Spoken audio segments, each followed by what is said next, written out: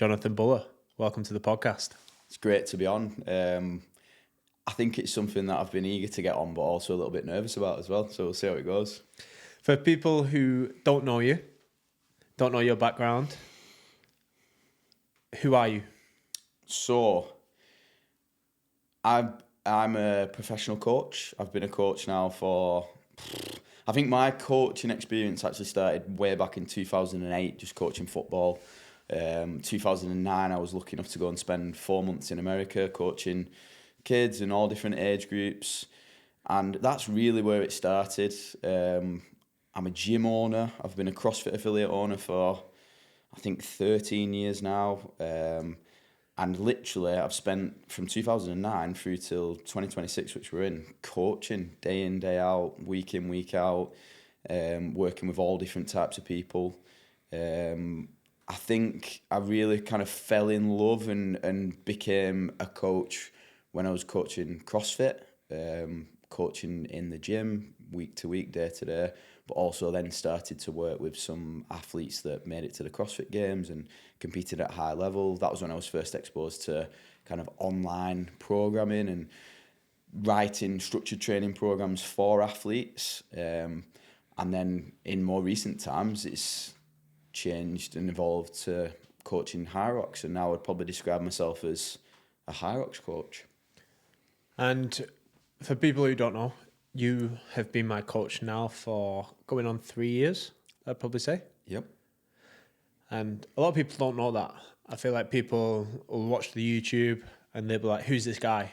Like, has he been there since the start? Has he been there since just for a couple of months? And you have been there since the start, I'd say, of my high rocks journey. Yes, I dabbled in a couple of high rockses before we kind of met, but I only started to progress once being coached by you. That's a big compliment, so I thank you very much for saying that. I think with you, Jake, you'd progress no matter what because you've just got that energy for it. But I think what my influence was actually just slowly but surely helping to give you some of the things that I learned in terms of prioritising movement efficiency. You know, when we first worked together, he was quite raw. He was kind of in that hybrid environment of wanting to, you know, do super hard workouts, super heavy workouts. You were doing crazy running. I remember one of the first times that I really kind of recognised you, it was when you decided to do, was it 14 marathons in 7 days or something like that? 10 in 5. 10 in 5. Marathons so it was 2 5 marathons days, a day, yeah. weren't it, for like 5 days? And I was like, this guy's a lunatic. And then obviously he was doing crazy workouts in the gym. And I saw the energy and potential, but then also the potential negative side of damaging yourself.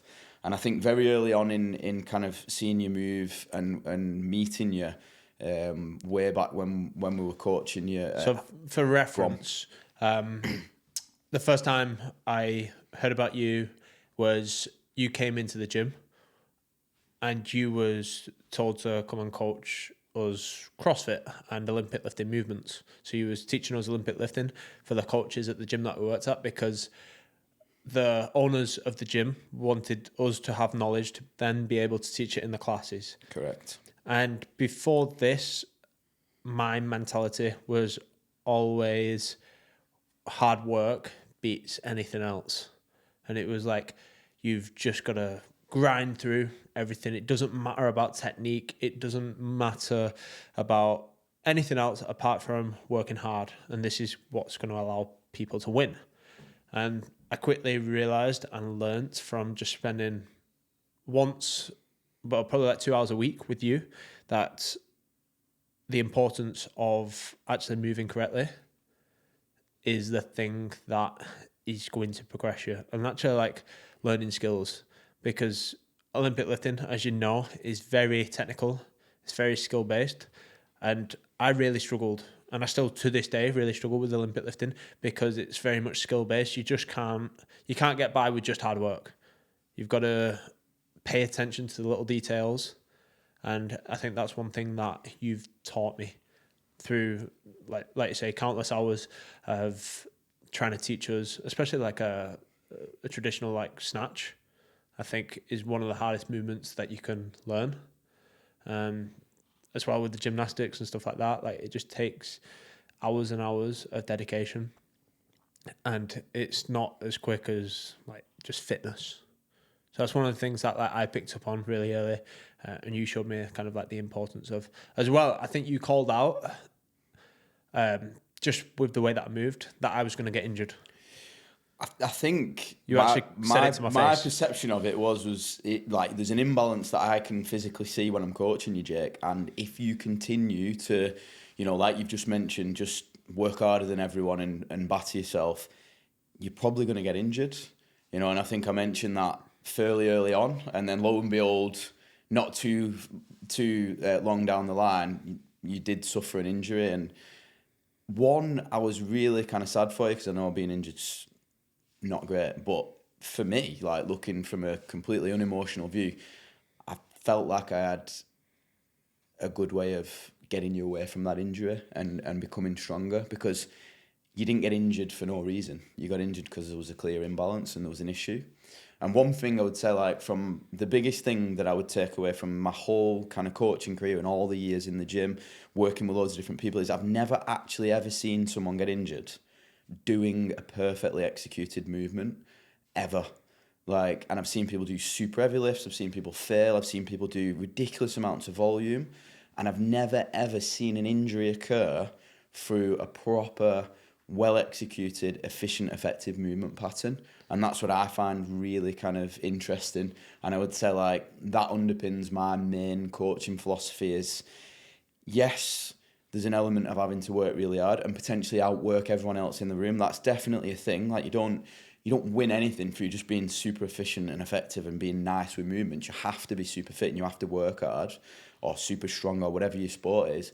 But one takeaway that I've always kind of lived by is that if you move perfectly, then you can train more than everyone. You don't get injured. You know yourself how much being injured kind of detracts from what we know we need to be doing. You end up missing training sessions, you lose motivation, like loads of things happen when you get injured that affect your progression and performance. So I'm very much like, why would every athlete not have as the number one priority moving properly? Because that's what opens the door to all the other stuff, if that makes sense. So this was, taking it back now, I think like the first time we met, this was probably like 5 years ago. Every single week he used to come in and we just gradually used to get a little bit better each week at Olympic lifting.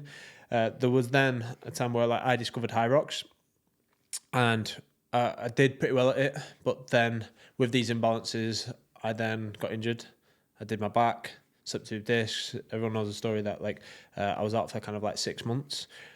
At the end of that 6 months where like I'd kind of like recovered, but I wasn't back to my full strength, a lot of change happened in this time. I went from being a full-time coach to kind of going full-time online to then getting a job at Represent and coaching the guys down at 247, and I still do to this day.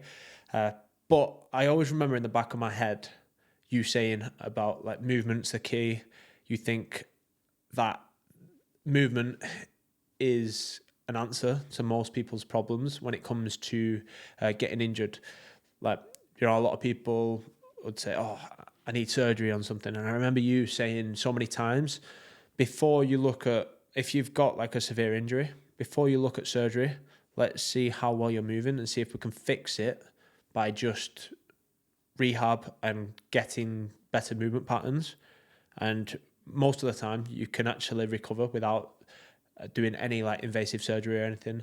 And this is kind of what appealed to me, because I'd heard and a lot of people say, if you can avoid surgery, avoid surgery. Like that is your last kind of chance.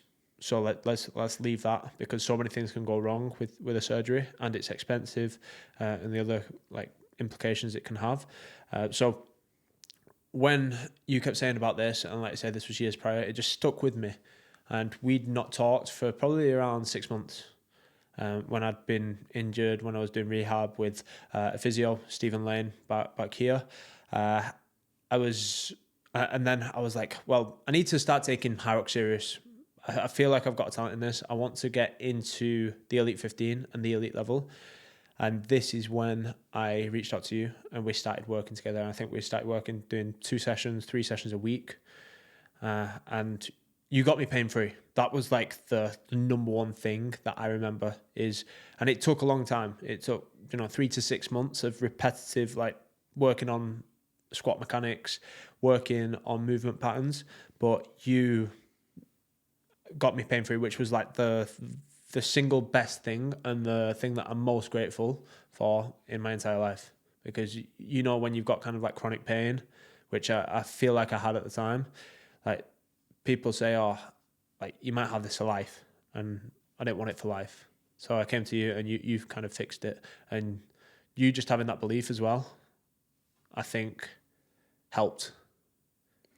Absolutely. I think being positive is one, super hard sometimes. But yeah, like you touched on there, I'd hate to think that anyone's walking around everyday life just thinking that they're going to be in pain forever, when actually there could just be a really simple kind of strength program or gym routine that gets them away from that.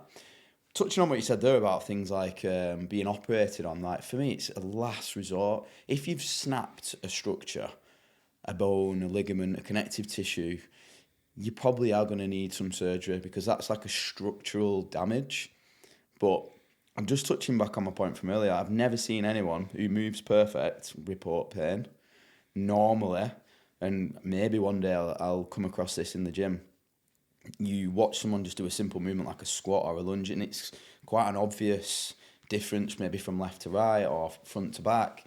And I just always think to myself, well, step one, if we fix the movement pattern and that now looks even and how it should, and now all the bones are in the right place as they're moving, does the pain go away? And from what I've seen, from what I've experienced, most of the time it does, for sure. How do you kind of like analyze that? Because obviously a lot of people have experience in the gym, but I'll be down there doing a session, and before we even touch any weights, we'll do something as simple as a squat, and I can keep my mouth shut, and you can tell me what's hurting or what's not moving right by the way I squat. Or sometimes I lie down and you'll touch a certain muscle and you'd be like, oh, that's tight, and that's not feeling the way it should. And before I even say anything, like I know that muscle's sore, but you'll be able to pick up on it on either the way I move and how the muscle belly is feeling. Like, how do you have that like attention to detail? Does that come over time? Yeah, for sure. So I think it's a little bit like being an athlete. There's an amount of just like, I don't think talent's the right word in the coaching, but it's just like having a natural instinct for like movement. I think some people just have that. Probably it could be a mixture of kind of your upbringing and your genetics and the people around you when you were learning as a child and everything else.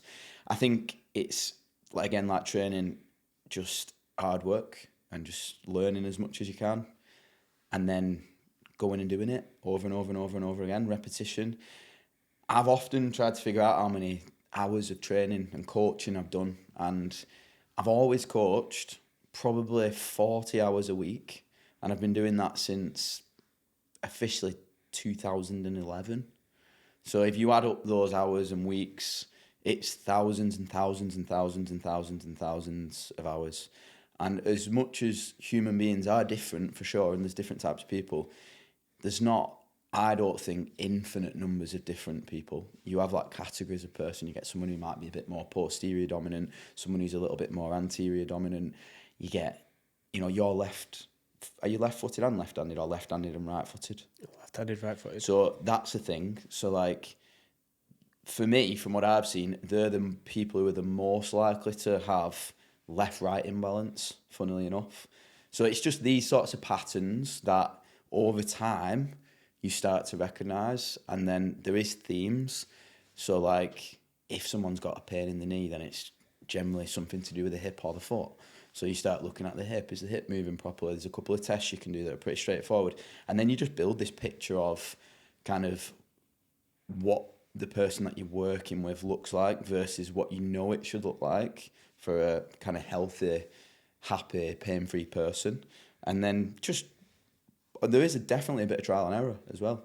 It's like you try something, it might not work, and then you go down a completely different route and that starts to work. And then it's just, piece by piece figuring out kind of where the issue's coming from, why, and then knowing the right exercises, movement strategies to move forward with that. From experience, and you might argue with this, but I don't think that many coaches in person last for longer than like 3 to 5 years. So most things, I think, we'd agree that there's a mastery time where you need X amount of hours, X amount of years to truly kind of master something or get to mastery, because you never kind of complete it. There's always more stuff to learn and see. But I don't think most coaches actually work with enough people in person for long enough to get to the point where they've got that blend of like knowledge, experience, and kind of real world use of what they've been doing. I always play a game and I always say, like, name 5 coaches that you know from your kind of local personal training gym or whatever that have been doing it for longer than 5 years. And it seems to be that coaches go fully online, or they end up progressing up a ladder within a company or something, or they get a different job. But I think it's just something that takes years and years and years and years. I would say, like, one big thing that I've gained from working with you, Jake, is I would say in the last 18 months particularly, I think I've learned more than I did in the previous 10 years.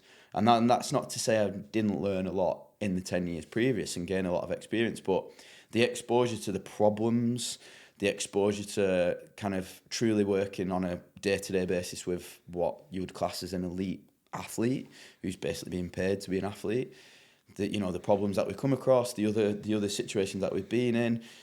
You'll present me sometimes with a problem that I don't have the answer to, so it's like, go and find the answer, whether that's speaking to someone else, reading a book, getting on a podcast, or watching a YouTube video. I think it's really kind of accelerated my learning, and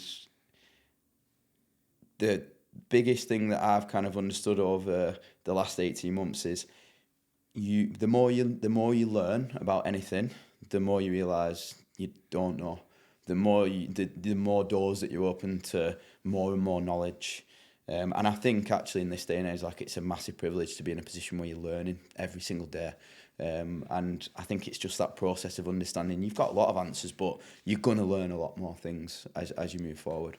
I think that's one thing that I rate in you more than anything, I think, is the fact that we'll have a problem and it'll be down in the gym, whatever it is, and you will not know the answer, and you'll be honest about that.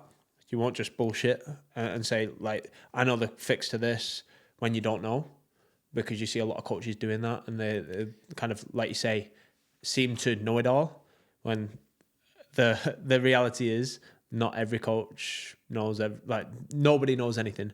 So you're always learning, and the fact that you'll hold your hands up, say, I don't know about that, but the next day you'll come in and you would have done so much research that you have the answer. So you've kind of coming up with a solution within 24 hours. And that has happened time and time again.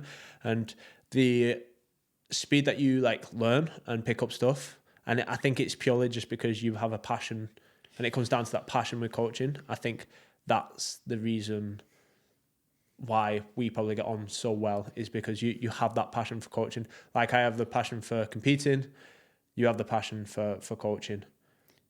I think I've never met anyone in any field that's truly great at what they do, or on that path, that doesn't have a passion for what they're doing.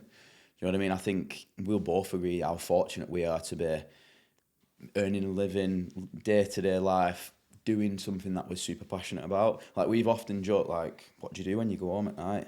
And I'm like, I watch YouTube videos about training, or I'll read about training, or, we find it quite strange that, and we've had lots of conversations about this, that people can't wait to go home and watch Celebrity Love Island or something on the TV, or something kind of... Something opposite to their work. Absolutely. And I think we're probably weird meaning the opposite to normal, and the less common kind of way that people are living is that we literally are quite obsessed with what we do. And people laugh at me when, you know, do you watch TV? No. Have you watched the most recent, you know, whatever TV programs popular at the time or on the telly? And I'm like, no, I've literally never switched it on.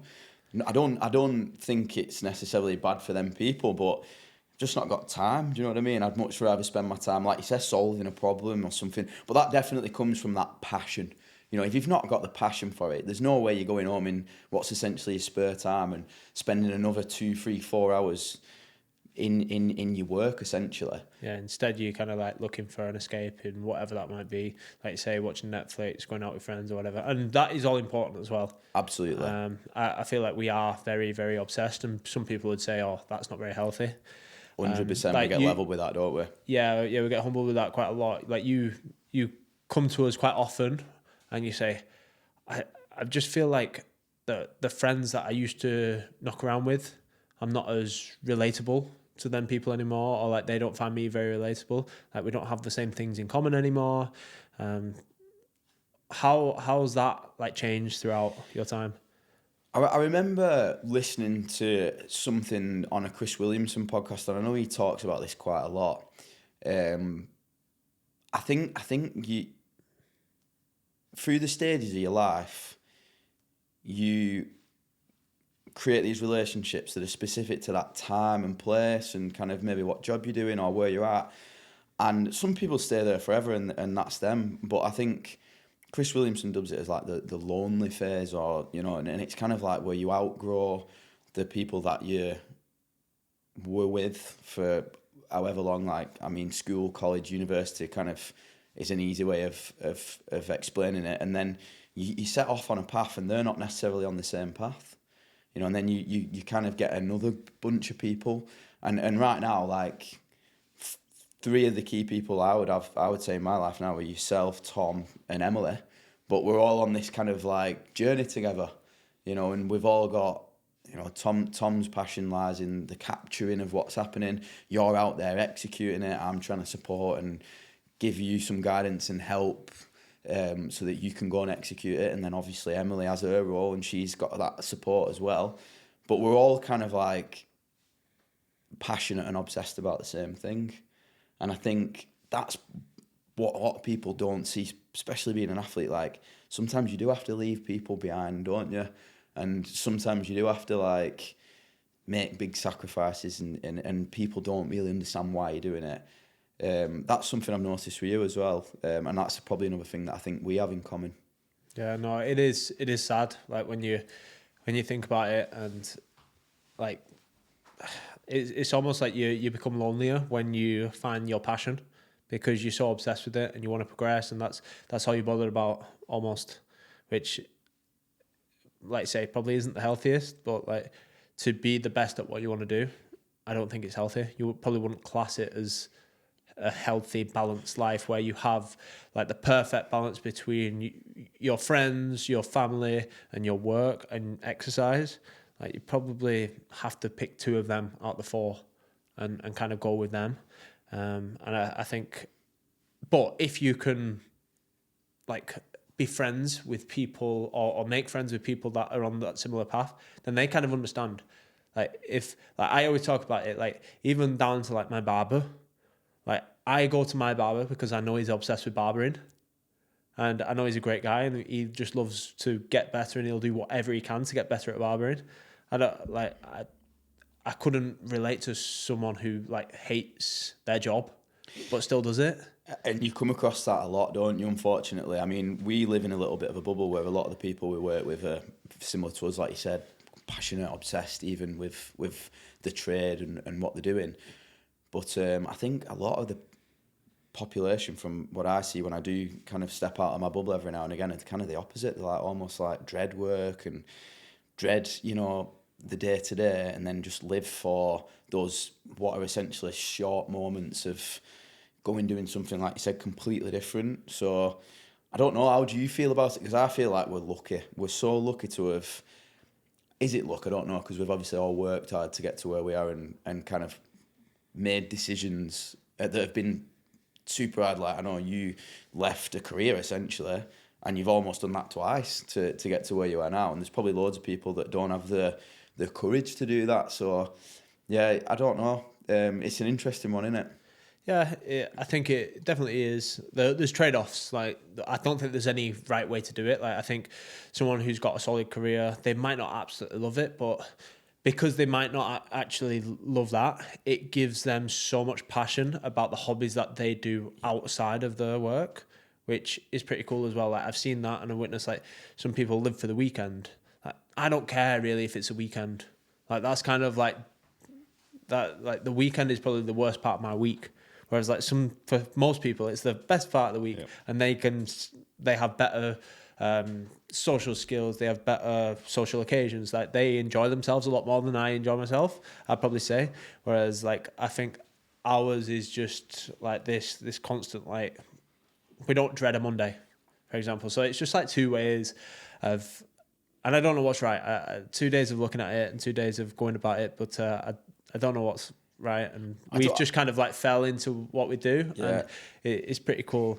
But I want to go back to, obviously, after you got me pain-free, which I'd say for any athlete out there, being pain-free should be your number one goal, because if you're pain-free and healthy, and this has been like multiple times for me, you're going to perform better than if you're fit but you're in pain. I'd back you on that also, in the sense that just the feeling when I walk into the gym in the morning. So generally, like, for people that don't know, I will drop my kids at school and head straight to represent. Jake will normally already be there, and as soon as I walk through that door, your energy and motivation and enthusiasm for the day's sessions probably somewhat kind of defined by whether you're in pain or not. And when you are in pain, like, it's quite hard sometimes from the coach's standpoint, from my point of view, to bring energy, and get you positive. You say that, but you're the same no matter what. And I think that's important in a coach. Like, if I'm feeling like shit, and sometimes I'm like, fuck this, John. Yeah. Like, I can't. But in that though, often when you're in pain. Yeah. When I'm in pain, I'm like, I'm never gonna get out of this pain. Yeah. Like, sometimes, like, this is what I'm feeling. Like, my world's ending on that day. I'm like, fuck this, John. I'm in pain. I'm never going to get out of this pain. Let's just give up. Yeah, and that does happen. Like, I know people probably think that athletes absolutely love training every day. They just don't. Like, some days it's a grind, some days it's hurting, some days they don't want to do it. And I'd say that probably happens as often as the days where you like can't wait to, do whatever we're doing. In terms of what you're touching on there about bringing energy, like, people often ask me, and some of the situations that I get into now on, Q&As and things like that, what's the most important role of a coach? And a lot of people are like, experience, what athletes they've worked with, how knowledgeable they are on the science. All that's definitely important, but the number one thing is bring energy to the room. Like, that is the number one. Like, if I'm employing a coach at my gym, like, the first thing that I'm looking for, and this is from getting it wrong so many times, is what's their energy like? Can they hold a room? Can they bring the energy up? Or do they bring the energy down? Like you said, you don't get to have a day where you can't be asked as a coach. Like, you have to come in, and regardless of what kind of sleep you've had, what your day's been like, how hectic the school run was, whatever, you just got to walk in and just give energy. But that comes full circle to the passion. I never find that difficult, because I love my job and I can't wait to get in the gym and coach. There's aspects of my job that I don't like, of course, just like there is with you. I don't like necessarily sitting on my computer for hours on end and staring at screens and dealing with admin. I don't like that. Like, I find that difficult and I don't like it. But putting me in front of a bunch of people and training them is the fun part of the job. So I love it. Isn't it crazy how, like, no matter what mood you are in the morning, as a coach, like, I've experienced this, like, no matter what mood you're coming in the gym, you might feel down, you might be upset, whatever. You start that class or personal training session, and you've got to be in a good mood, because at the end of the day, the person that is your client is paying for your time. So you've got to be in a good mood, no matter what. You've got to bring the energy, but that energy also just, like, rubs off on you. It's kind of like fake it till you make it mentality, where, like, you just smiling for the first 10 minutes then puts you in a good mood. Like, I've never left a personal training session what I've coached or a class that I've coached and felt like shit.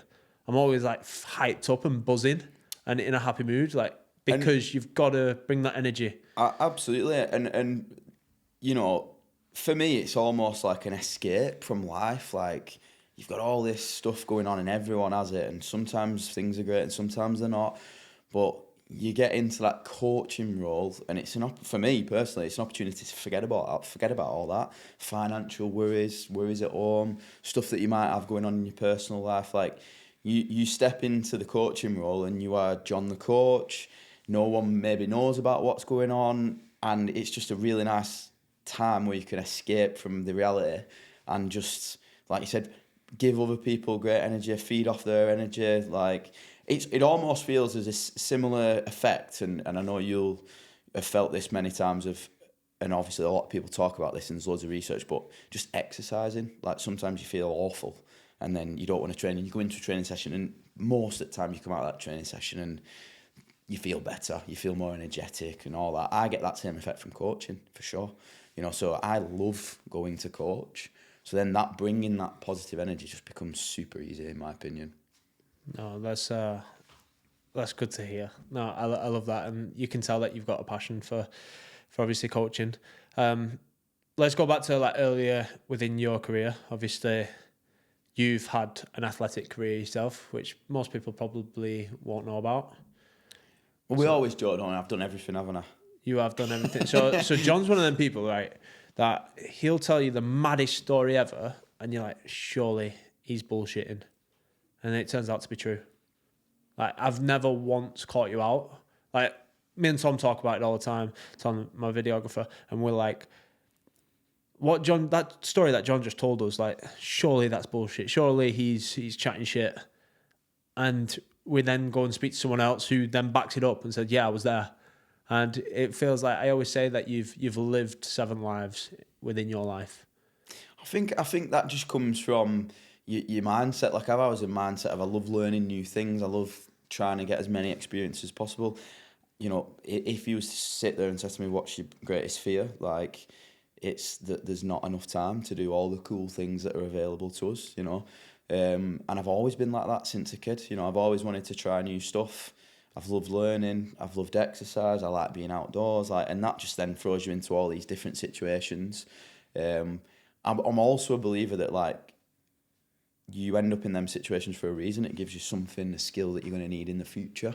You know, so yeah, that's cool. But getting back to your question, what was it going to go down? Yeah, the line so like, well, sporting background. Yeah, just kind of like sporting background, and I think as soon as you kind of mention everything that you do, like people will realize like why you're so knowledgeable in everything that I talk about. Whether I come to you and I ask about plyometrics, or I ask about strength, or I ask about fitness, like you've done a sport that requires one of them in like every aspect. So go on, tell us about like a couple of things that you've done. So I played football. I played for Wigan Athletic until kind of like scholar age, where you know people either make it or not. And then I did actually play 7 or 8 seasons, like non-league. Loved it. Like my first love in life is football. Still to this day, like I know you yourself, Tom, Emily, you're not really into football, and you probably find it weird when I've got earphones in. You're like, what you listen to? And I'm like Man United, and it'll be like 8 in the morning in Melbourne or something. I'm completely obsessed, like, and I always have been, you know. And football was probably where I fell in love with fitness as well, to be honest. Training regular, swam as a kid as well, so that was completely different. So I'd like team sport with football, and then an individual sport with swimming. That I competed in that, not to a particularly high level, but I understood the difference between being in a team and then, you know, standing on the blocks on your own. And how that's different. And then kind of fell into CrossFit once the football kind of took a back seat. Competed in CrossFit to a reasonably high level. I would get to kind of like what is now semi-finals most years. Been part of a CrossFit Games team and been in and around the CrossFit competitive scene. I don't know about you, but I've always known that I prefer team sport. And even just like doing a high rocks in a pair versus I've never done a solo like you guys always, you know, you in particular, Jake, saying you need to do one, and I will do one, but I prefer the having a teammate. I feel like I can push harder. I feel like I can sacrifice and go to a different place where on my own I'm just not as motivated. Which all these experiences, by the way, just help you to understand what the athletes are feeling, where their mindset's at, the needs, how it differs from event to event. And like you said, like being through a few different sports, like swimming, endurance, mainly an endurance sport, and then you've got football, which is a mixed modal sport. I was exposed to Olympic weightlifting, competed in that. That's an explosive power sport. You've got CrossFit, which kind of combines a lot of things. So it just gives you a lot of experiences and a lot of tools, you know. And if I was going to say to a coach, like, you know, what is the best way to learn, I'd say just having a big variety of experiences. I think you find what your niche is and you find what you're really good at. You know, I quickly found out, especially in CrossFit, that I'm not an athlete. Like, I don't have the passion for it. You know, every year I would get in trouble from my fellow coaches and peers for, you know, going snowboarding in the middle of the CrossFit Open. But I was like, guys, like, you only live once. Like, I'm not really asked if I come 500th or 50th. I'm not bothered. Do you know what I mean? I want to go and experience stuff. So it was at that point that I knew that I wasn't an athlete, because I've not got the mental capacity. I've not got the motivation to make all them sacrifices, what you guys have to sacrifice. But I think kind of going through that process and understanding that, you then understand, like, I fully understand the sacrifices that you need to make because I wasn't willing to make them. Do you know what I mean? So I think that gives you another tool as well when it comes to coaching, like understanding your athletes, understanding what they're going through. Going back, because obviously that was quite a few years ago with CrossFit, like you say, you could have potentially finished higher up the rankings if you made more sacrifices. You said at the time you wasn't prepared to make them sacrifices. Is there any form of regret, or do you think that was like the right decision to do because of like the amount you've learned? Like, if you was to go back, would anything be different, or would you do things exactly the same way as you did? Yeah, no, so it's a really easy one. Sometimes I think when you get asked a question about regrets, it's quite hard. You like kind of start weighing up I have absolutely no regret. Absolutely no regret. I just did not and still do not have the desire to sacrifice what I would consider like life and experience and living to, you know, come 18th in a CrossFit competition, you know, or whatever. Like, I just don't think that's what's going to be on my gravestone at the end of my time. I just think it's, for me, insignificant. And the decisions that I made, like, if I was to go back in time, I wouldn't change a thing. I would not change a thing. That being said, the bit of sacrifice that I did make and experiencing what I did experience and understanding what it means to be kind of an athlete, so to speak, I wouldn't take that back either, because it's all those things have kind of given me the knowledge, experience, and led me to where I am now. And again, I'm grateful because sat here right now, I'm pretty happy with where my life's at and the opportunities that I have and the life that I have. So moving on to like a professional athlete that is trying to make it, so potentially doing, not that you wasn't trying to do it, you was doing the best with your given kind of expectations of yourself. Like, you wanted to experience life, take advantage of everything that life throws at you, but also do well in the CrossFit realm. What advice would you give to someone who just wants to win? Like, how would you coach someone who just wants to win and they don't care about anything else and all the sacrifices that they've got to make? Would you say it's worth it? Would you say, like, would you try and steer someone away from that? Would you try and, like, yeah, do you get me? Yeah, no, never. Just because the way I have kind of seen it and lived it, I 100% wouldn't then try and impose kind of how I viewed it at the time. Like, I mean, you're the perfect example. Like, I can use my experiences and the way I made my decisions to help you justify your decisions, which are the opposite. Do you know what I mean? I think you can bring balance and you can offer a slightly alternative perspective. But the only advice I would give is just make sure it's what you want to do. Do you know what I mean? If you're questioning whether, and don't get me wrong, we question everything. We question every decision. We question, every step. Like, should I be doing this? Should I not? But you do come to a point where you have some clarity as to whether you really, really want to be doing what you're doing. I've had great friends, colleagues who've had the exact opposite, and interestingly, some of them have ended up in kind of where I am now. Some of them have gone on to do great things in different sports, and then kind of it had a short-term shelf life and then lifespan, and then they had a great time, got some great things out of it, but then have gone full circle and started doing something else. I think the way I like to see it is, like, I read something the other day of, like, the average millionaire now becomes a millionaire at 49 years old. So I think what I like to take from that is, like, if you're young and you're trying different things, you're quite a way off finding kind of your path and what's for you. So just go out there and have some, take authority in your decisions and just go and do what you want to do there and then. But also accept that over time, the way you view things and what you want will change. You don't have to tie yourself into being a coach forever or being an athlete forever. Like, where do you see yourself in 5 years, 10 years?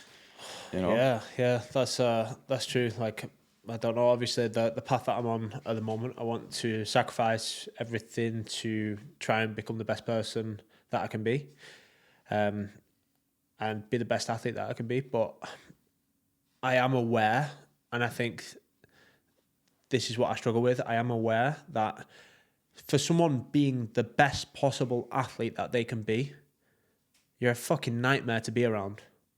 You're speaking about yourself there, are you? About myself, I guarantee probably any athlete, like an athlete that wants to sacrifice absolutely everything isn't thinking about anyone else. It's quite selfish, isn't it? It's so selfish, and unfortunately, I'm just not naturally. I'd probably say I'm not naturally that person. Although I've become a lot more selfish over the time period of being an athlete. Like, I wasn't really like that, and I kind of don't want to be that trait as well. Like, unfortunately, I don't think there's any like world champs where they've not had to be so selfish. The only thing I would say about that, and this is where there's selfish elements to what you're doing, but that doesn't necessarily make you a selfish person. Because, like, why do you do what you do? Like, what's the main reason why you're an athlete and you do all the things that you do? Well, I want to reach as many people as possible. Exactly. I want to send like a good message. So you might have some selfish actions, but actually, like, and this is why I'm more than happy to kind of put up with that, and in some ways, encourage you to be like that for whatever reason, whether it's recovering better or whatever, because the underlying kind of mission and the reason why you're doing it is completely unselfish.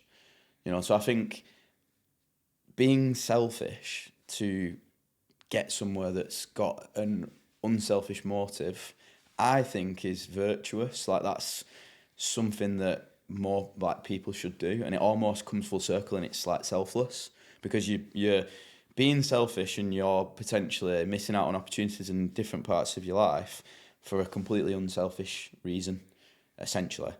You know what I mean? And it's always a balance, because obviously, like, we all need to make a living and do this and do that. But if you were just a completely selfish arsehole, like, I wouldn't be that motivated to help. Do you know what I mean? But the fact that you're doing it for unselfish reasons makes, again, it quite easy to kind of go out your way to help someone, if that makes sense.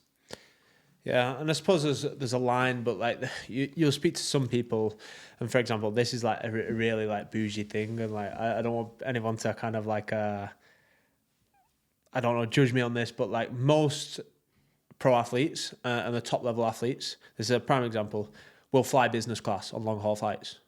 But we know though that makes such a big difference, don't we? Yeah, it makes such a big difference. Obviously, you can perform better at the other side. Absolutely. There is not a chance I am going flying business when I'm flying with all you guys. I'm not letting you go in economy and me go in business. There is not a fucking chance I'm doing that on earth. Is that mainly because Tom would kick off? Probably because Tom would kick off, yeah.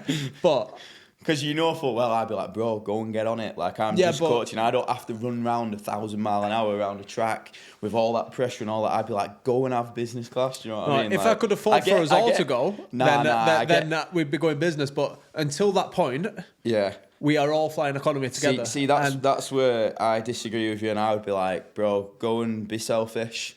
It's completely justified. You know, all Tom's got to do is hold the camera. All I've got to do is stand there and smile and tell you what to do. Like, you're the one that's got to go and, you know, me flying economy class is not going to make any difference to my coaching performance. Like, it just isn't. Like, I cannot give you some scientific evidence to suggest that me flying economy is not going to allow me to be the best coach. Like, that's bullshit. But I could find you loads and loads of data that would back up the athlete side of it and the performing feats of athleticism. So, like, go and do it. Do you know what I mean? But I wouldn't even see that as selfish. I'd just be like, yeah, completely makes sense. Yeah, and I know you'd see that, but like, it's just not something I'm prepared to do. Like, I don't care. Like, I just have some morals in life, and like, I don't see myself better as than anyone else. But like, you're trying to be a world champion. What if that is like something, a defining moment and if takes that's 1% out of your performance, that then means you're not world champion. I tell you what, I mean? if that was the case, I'd be happy with second place. Yeah, like, and that's the balance, isn't it? You know? Like that's just like. But I think going back to what you said, I don't think I've ever heard you say you want to be world champion, and I don't think that's a weakness. By the way, I'm not saying that because I think like, you know, you have to believe it before it'll happen. Blah blah blah. Like, you often just say, I want to be the best athlete that I can be. You know. Now, that might be the best athlete that I can be that's not willing to do business class because my friends and people that I'm travelling with are not business class. Do you know what I mean? But I think that's gives clarity to your mission. Like, you know, some people are just that arrogant and ignorant, and it's like, I just want to be world champion, and I'll do anything. I'll step over people, I'll trample on people. In some places, I'll cheat. You know, like, we've seen it in every sport. Like, some people are literally willing to compromise, like, everything to be just world champion. And some people just aren't. Do you know what I mean? Yeah. Does that make them a better athlete? I don't know. It's like when you go to an event and like you're walking to the venue, you've got a race. Sometimes I'll have a race and it'll be starting in less than 5 minutes time, and someone asks me for a photo. I'm always going to take that photo. Yep. I'm never going to say, nah, fuck off, I've got a race in like 5 minutes and this means so much to me or whatever. Like at the end of the day, like, they're the supporters that allow you to do this, and that's the people that you need to respect. And I think, before winning, you've got to be a good person. I think I prioritize being a good person over winning. I think you draw the line at what you're willing to sacrifice on. Am I willing to sacrifice being a good person to win? Yeah. You know, there's probably people out there that are like, for sure there is. I'm sure we could find examples, but like, I'm definitely not willing to do that. Do you know what I mean? And I feel like you're not either. And maybe that makes me a shit athlete. I don't care. But like, at the end of the day, like, I think morals come before like being a great athlete, in my opinion. Like, at the end of the day, like, it is serious. Do you know, people are making money off it and everything. But with High Rocks, we are just running round in circles. With running, you are just running from A to B. Like, when you take it like that, like, there's more things that are more important in life. 100%. And for sometimes, like, I almost see this as like a bit of a superpower if you have that mentality. Like, a clear example recently, Tom Evans. He's he's just won UTMB. But before he won UTMB, he had a child, and he was like, I don't care about what athlete I am. I want to be a good dad before I'm a good athlete. But him taking the pressure off being a world-class athlete and being the best athlete that he can be and just being a good dad made him perform better within the UTMB. He actually won it, which, you know, he's never won before. So like, that to me just shows. And if you look at like all the studies time and time again, once you take that pressure off being the athlete or competing in a certain race and that pressure off, normally you enjoy it more, and normally that enjoyment leads to performing better within the race. Completely agree with that, and that's been, you know, my experience working with different people. Like, the mindset side of it, and like you say, almost defining yourself as whether you're going to win this world championship or not is really dangerous, because like the margin for success is tiny then, you know. And if you just go into the race, like you said, as a good, happy human, I'd argue that you've probably got a better chance of winning, and that probably translates over to just life in general. No, it definitely is. It's definitely something with having kids, though. I can speak from experience for that. It gives you a slightly different perspective. You know, like people will say, oh, I don't want to have kids because I'm an athlete and I'll wait till I've stopped being an athlete. I just think to myself, because my motivation to do certain things, just the amount of energy that you have and the discipline and all these different... when you come back to, you know, selflessness, like I'd argue that everyone's selfish until you have children. Like, I don't think anyone without children can truly say they put anyone else ahead of themselves. I think it would go against kind of like human nature and survival instinct and what's got us to this point. Like, but then once you have a child, it's impossible to even explain to someone who's not got a child, but you hold this thing that's completely dependent on you, that's your own blood.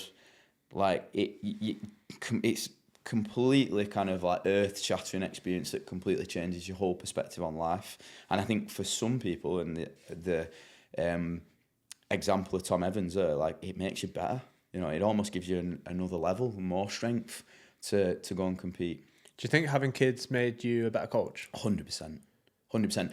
Like, when you talk about regrets earlier, my previous experience of working with, let's say, high-level CrossFit athletes, some of the regrets I had was not understanding the athletes, probably being selfish a little bit. If I'd have had the experience and the mindset that I have now, I would have done a much better job helping support those athletes. Back then, in like the kind of like 2012 to 2017, kind of like when I was involved with the CrossFit athletes, like, and a big part of that is like being a parent. You know, like my kids came along in 2015 and 2017. The first bit of it's a bit of a whirlwind, and then, you know, you start to you truly start to kind of like grow up, become a man. Maybe is a saying that people might say. So just becoming like less self-centered. Like, you are one of the least self-centered people that I know. Like, I've on countless occasions I've said, "Oh, John, do you want to jump into this session?" So, because I know that you've got a busy day, I was like, "Do you want to jump in this session so you can get your training done for the day, and then you don't have to worry about it after or whatever?" And you're like, "No, I need to be eyes on. I'll train after. Don't worry about me. We're focusing on you right now." I think that's just knowing your roles, though, innit? Like my role and kind of I set out my time that's, you know, dedicated to you. Like some days I might be like, yeah, Jake, I'll jump in, because that might be the role. It might be like a motivator role. Or, you know, pace setter, or, you know, someone who's just gonna, you know, help you through a tough session or whatever. But if I feel like I need to be watching what you're doing, and that's my greatest value in that moment, then that's why I'm there. But I think that goes right back to me understanding and accepting I'm not an athlete. Do you know what I mean? I'm not an athlete. When did that change then? So 2015-ish. So when you had your first child? I think in and around that time, like, you have these things of, I'm not going to have a kid yet because I'm going to double down on training or business or whatever. Like, we've all been there, and everyone goes through that. And I was never like that. I was just like, I want kids. Like, at 22, when I got my first house with my partner at the time, like, I was like, I want kids now. You know what I mean? And if she'd have said, let's do it, I'd have had kids at 22 for sure. How old were you? 26 when Lucy 26. Was born, and 28 when Ben were born. So, yeah. Quite young, though. Reasonably young in this day and age. But if I'd have done it at 22, do you know what I mean? And it's little things like that. I just realised I wasn't an athlete. Like, I've not got that passion that I have for coaching, for being an athlete. So for me to just turn around and say to you, no, Jake, I'm just going to watch and coach and do my job, that's, again, easy, because I understand my role. And I think, I don't know, this is a question that I often ask myself. There's lots of athletes that undoubtedly coach as well, and like maybe sell online programs and do all these different things and do seminars and kind of like they're almost like a athlete coach. And I understand why they do it, because obviously they can make money from it and other things. Also, they probably do want to kind of pass on their experience and the knowledge, which is cool. But do you think being an athlete coach is detrimental to the coaching side of that, from your experience? Ooh, that is a great question. It depends. I'd say it depends, because you need an element of walking the walk. I think the best coaches are the people like yourselves who have been there, done that, and then just had the realization by either potentially not being good enough or moving into a different phase of their life that their athletic career is potentially up. Yes, they still can compete at stuff, but it's for fun, and they're still not trying to make it. And just accepting that their main responsibility is being a coach. They are the best coaches. If you're still wanting to be an athlete, then unfortunately, you're still putting yourself first. And if you're putting yourself first, you can't be the best coach. Like you're constantly, all you're thinking about is when you're going to get your training session in, when you're going to eat, when you're going to recover, when you're going to next compete.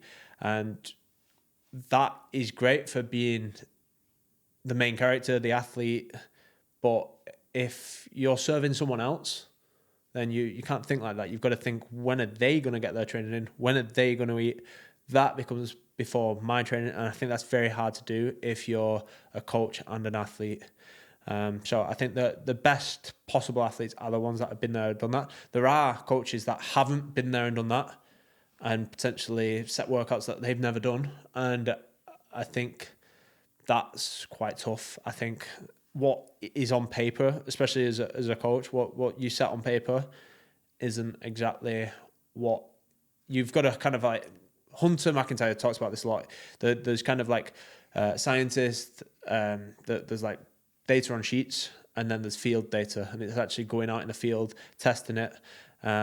So yeah, you've kind of got to have this where you've done it in the past, you know what's good, you know you've been there, done that, and then you've also kind of like faced the fact that you're not going to be a pro athlete, you're going to do it for fun. Training is probably second or third on your priority list in the day, and coaching is before that. Yeah. And I think that's what you do perfectly. The other thing I think that is important about a coach is that you're still sticking your toe in every now and again. Like for you to transition over to High Rocks, like you wasn't a professional athlete within High Rocks, but for you to be a High Rocks coach, you need to go into the ring. You need to know what a High Rocks actually consists of. And I've actually witnessed it. You've become a better High Rocks coach since you've started doing High Rocks. And that's why I keep pushing you to do a solos, because I think you'll get even better as a coach when you do a solos. Because I think it's just something that you've kind of got to do to understand what your athletes are going through. Totally agree with that. And I think one philosophy that I've always had, you touched on a couple of things there. And the first one is, I would never like to be in a situation where I've asked someone, one of my athletes, one of my clients, whatever, to do something that I'm not willing to do myself. Either haven't done or I don't still currently do. You know, like even when we went to Melbourne, I specifically wanted to do a race in Melbourne because I wanted to understand what it felt like to get on a 20-something hour flight, experience the difference in time zones in a relatively short period. I think it was 10 days or 9 days. What does that then feel like on the competition floor? You know, how much harder is it when you've done all that? You've, you know, been eating different food, living essentially at a completely different time. Like, and the takeaway was exactly what I thought it would be, that it definitely has an impact and it's definitely something that needs considering. You know, so I think walking the walk and continuing to, like you said, dip your toe in, jump in the ring is super important for me from a coaching standpoint. I don't envisage a time when I won't do that. Like, I can literally sit here as a 60-year-old version of me and think, well, I might have a 60-year-old athlete, so I need to understand what it's like doing it as a 60-year-old and the challenges that come with that. You know, what training volume can you manage at that time? What needs to change? What's the actual race event feel like? What does the warm-up change? Does the fueling strategy change? Like, I think humans learn through experience, And I think most of your knowledge probably comes from not just reading something, but actually going and experiencing it. You know, and I like to, another one of my philosophies is like, you've got the science, like, and my background, I am a scientist, like I've formally learned sports science, applied physiology, like that was where I started when it, you know, before actually getting into coaching around that time. I went to university and did all that. There's the science side of it, but then there's the art of coaching as well, which is like you said, just because something says something on paper, what does that actually look like in reality? And we've all been there. We've all seen some, you know, coaches that have probably become a little bit disconnected with the in-person side of it, and they write a workout and you think, and there might be a target time or a rep scheme or something, and it's like completely different. You've obviously never done it or seen it be done or whatever, because that in reality is just not going to work out with what it says on paper. So I think to be a great coach, you need to be 50% scientist, 50% like coach in terms of the art of coaching. And I try and reflect that in my day to day. Like I probably do 50% of my work writing programs and 50% of my work working with humans in person, delivering sessions and exercises. I think it's like, if I was to say like to any coach, anyone who wants to become good at coaching, like there's a number of things that I'd suggest, but one of them would be, don't just become an online coach. Don't just get obsessed with the numbers and the data. I see a lot of people like HIV training and just these different training methodologies that you see that are based on like, if you wake up in the morning and your watch says you're red, you can't train. Like, yeah, that's great, but actually like in reality, it's probably not going to work out like that. So I think having an understanding of the science and the data, but also feeling it, experiencing it, smelling it, all the stuff that happens in person is super important as well.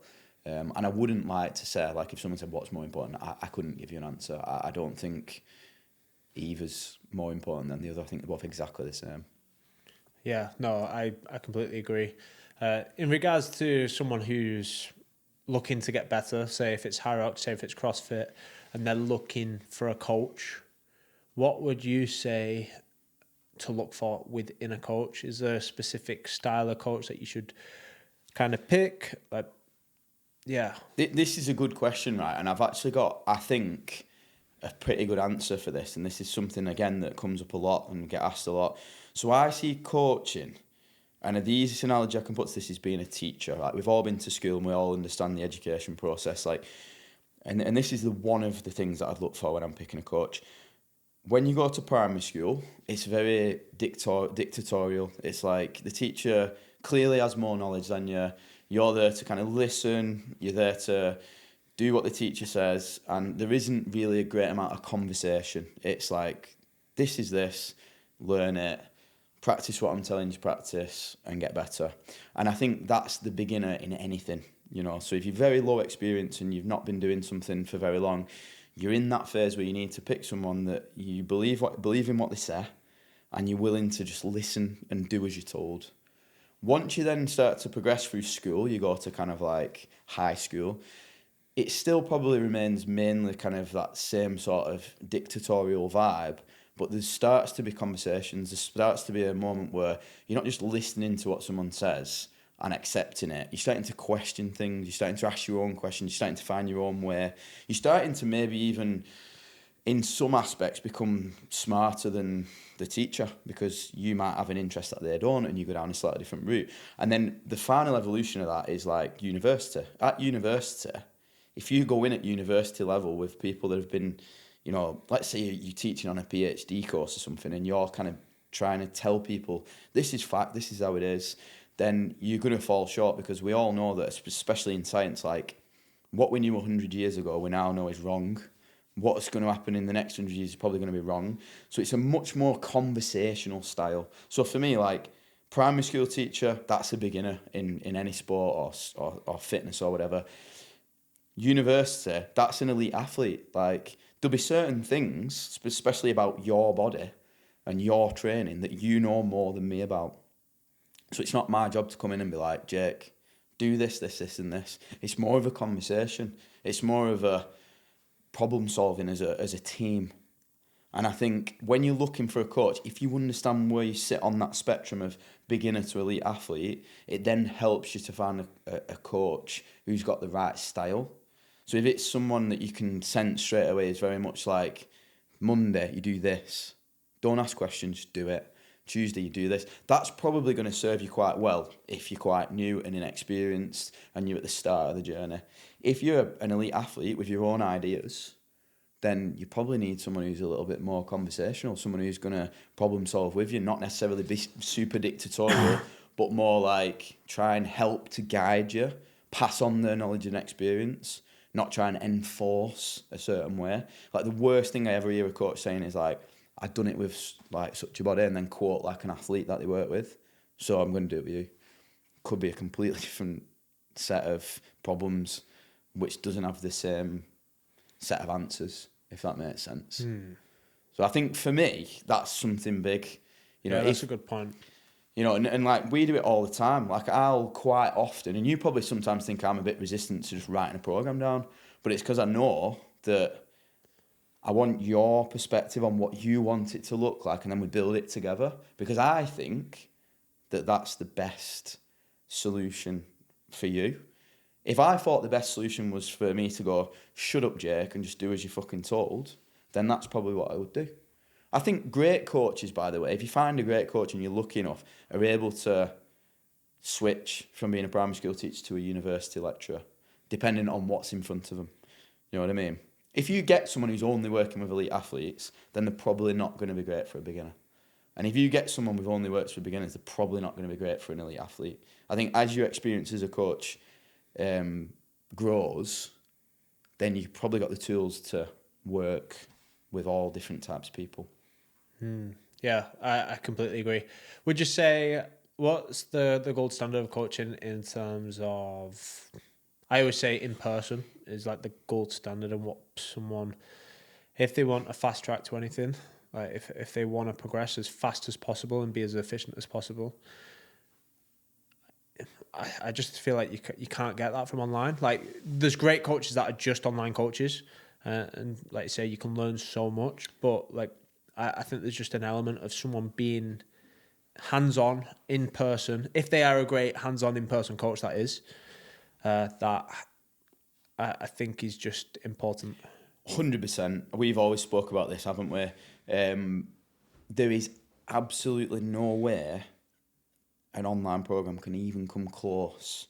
Like the best, most science-backed, well thought out, structured online program gets beat by a decent in-person coach, in my opinion.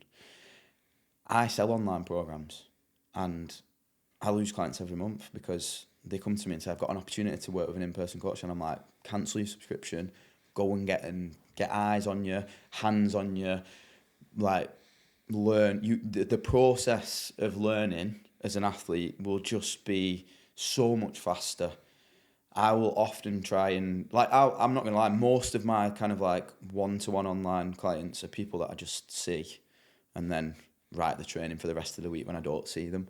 I don't actually have that many online clients that I never see in person and do a PT session with, if that makes sense. Because I think it's just an extension of the in-person, if that makes sense. So yeah, I completely agree. However, it's not always easy to find a skilled in-person coach these days, because I think the trend seems to be, do 50 hours of in-person coaching and then move to Dubai and have a successful online program business, which is cool, but it's kind of, from a gym owner's perspective, I always find it really difficult to bring great in-person coaches into my gym because they don't exist. They're hard to come by. So you've got to weigh it up. If you've got access to a great in-person coach, I would say that is the gold standard. But if you don't, then find the best person online. Absolutely. And there's more and more tools online now where you can do video analysis, voice calls. You can have someone who runs you through the details of your program. Maybe some of the stuff that almost is as good as having an in-person coach. So I think it's probably just finding that balance. Well, if you just look at like top athletes now, we're in a sport where it's very new. Hyrox is very new.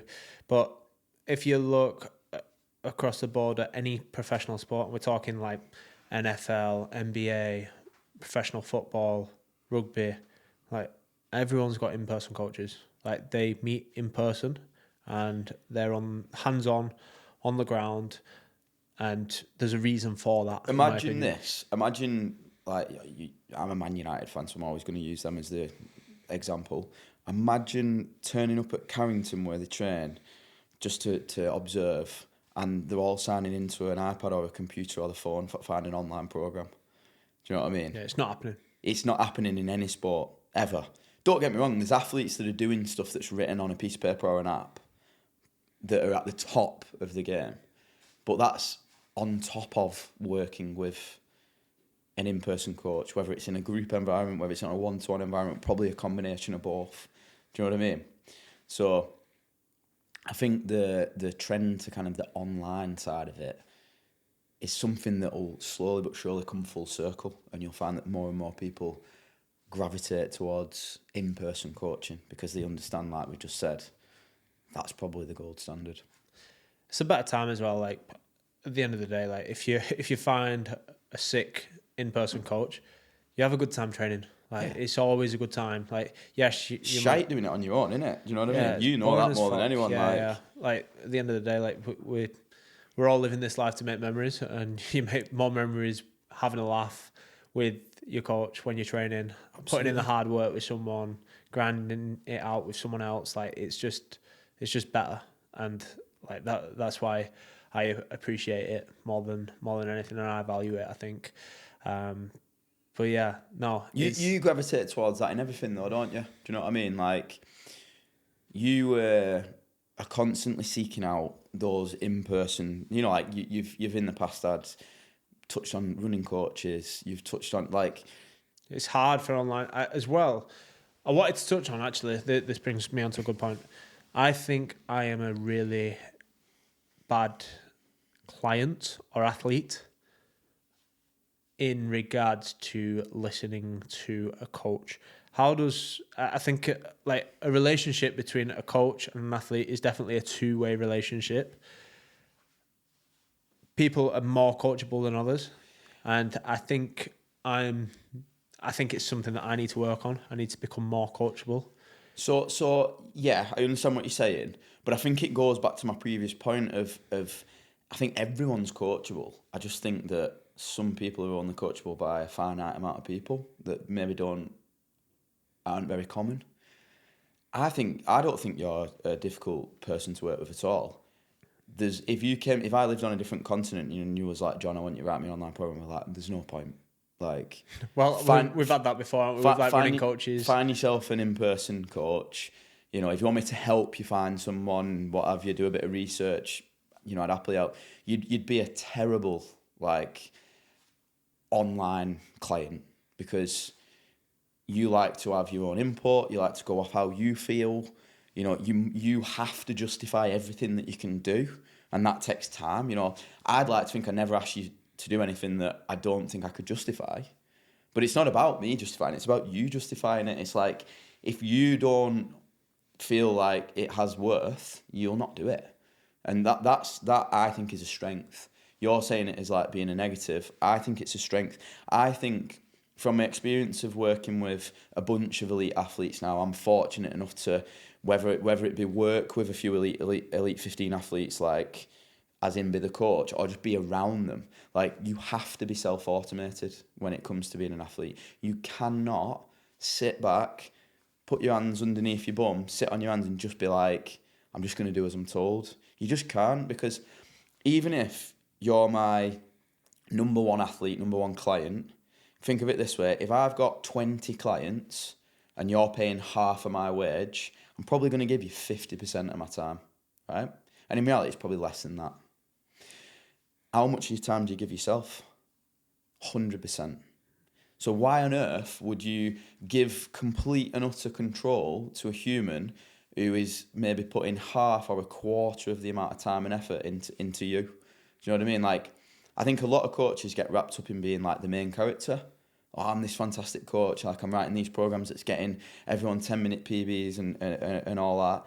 And it's like, hang on a minute. Like, do you have any more value than the gym that they're training at, or the equipment that they're using, or the bed that they're sleeping in? You know, like, maybe not. Like, you're just another tool. You're just a guide. You know, and once you understand that, I think coaching becomes easier. Like, Yeah, there's two ways of working at it. Like, you'll get coach's perspective is, and I know this because I speak to other coaches. You know, if an athlete does well, it's because they've unlocked something with the training program or the coaching. If an athlete does shite, it's because they didn't execute properly. That's the coach's perspective. The athlete's perspective is, if they win, it's because they've executed really well and they've showed up and they've done the thing. If they do shite, it's because the coach hasn't coached them properly or given them the right program. And I think, like, we can learn from each other. Like, it's not as simple as either. Like, and it's not all that. Like you just mentioned there, like, a coach is probably, even though like a coach is like very much valued, like, to a person's or an athlete's progression, it's probably 20%. It's a percentage. It's not even probably 20%. It's definitely not 100%. Yeah, like, that's just a fact. If you could probably run any training program of if you have the best coach in the world and you're sleeping for 4 hours a night and smoking and eating crap, you're gonna be shite. Like, and you can have the best athlete, the best coach. So, like, that's just enough to know that, you know, as a coach, we probably like to put a bit more importance on ourselves. I personally don't. Like, you know, I think from experience, you know, I've learned that the role is significant, it's very important, and we can definitely have an impact. But it's just one of a number of important things. I suppose, though, if you think about it, like, it is what, like, the programming, whatever the coach's job is, which you'd probably say is the programming, the training side of it, is the like 10% or 20% that's making a change. But a coach, if they're good enough, will be able to have a say on everything. It definitely influence everything. Right. So you should be, if you know my training location shit, you should be saying, Jake, go find a new training location that's better. Yeah, and train with people. Like, you've had all these conversations with me. You're like, Jake, you need to train with people.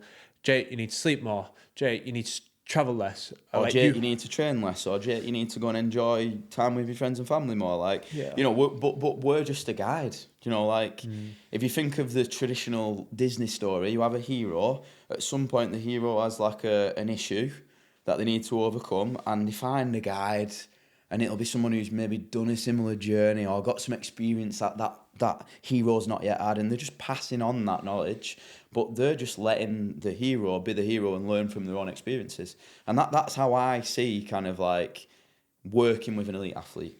You know, you are someone who is just passing on experience, a bit of knowledge, helping, also like someone who can bounce ideas off.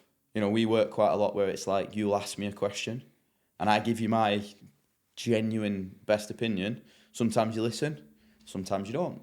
You know, you take that advice, you take that guidance and weigh up what you want to do with it. You know, and I think that's the right way to be. I think becoming self-automated, it's my job to teach you and give you as much of my experience as possible to fast track your learning process. Do you know what I mean? And I think that's what it is, me personally, coaching. I don't think it's grabbing hold of someone and saying, this is how you do it because I did it with someone else. You know, we can apply stuff that we know that's worked with someone else, but it's up to the athlete to figure out what works best for them. Interesting. Right, I want to touch on I want to ask you people would probably think this is like an awkward question, and you see this a lot in High Rocks.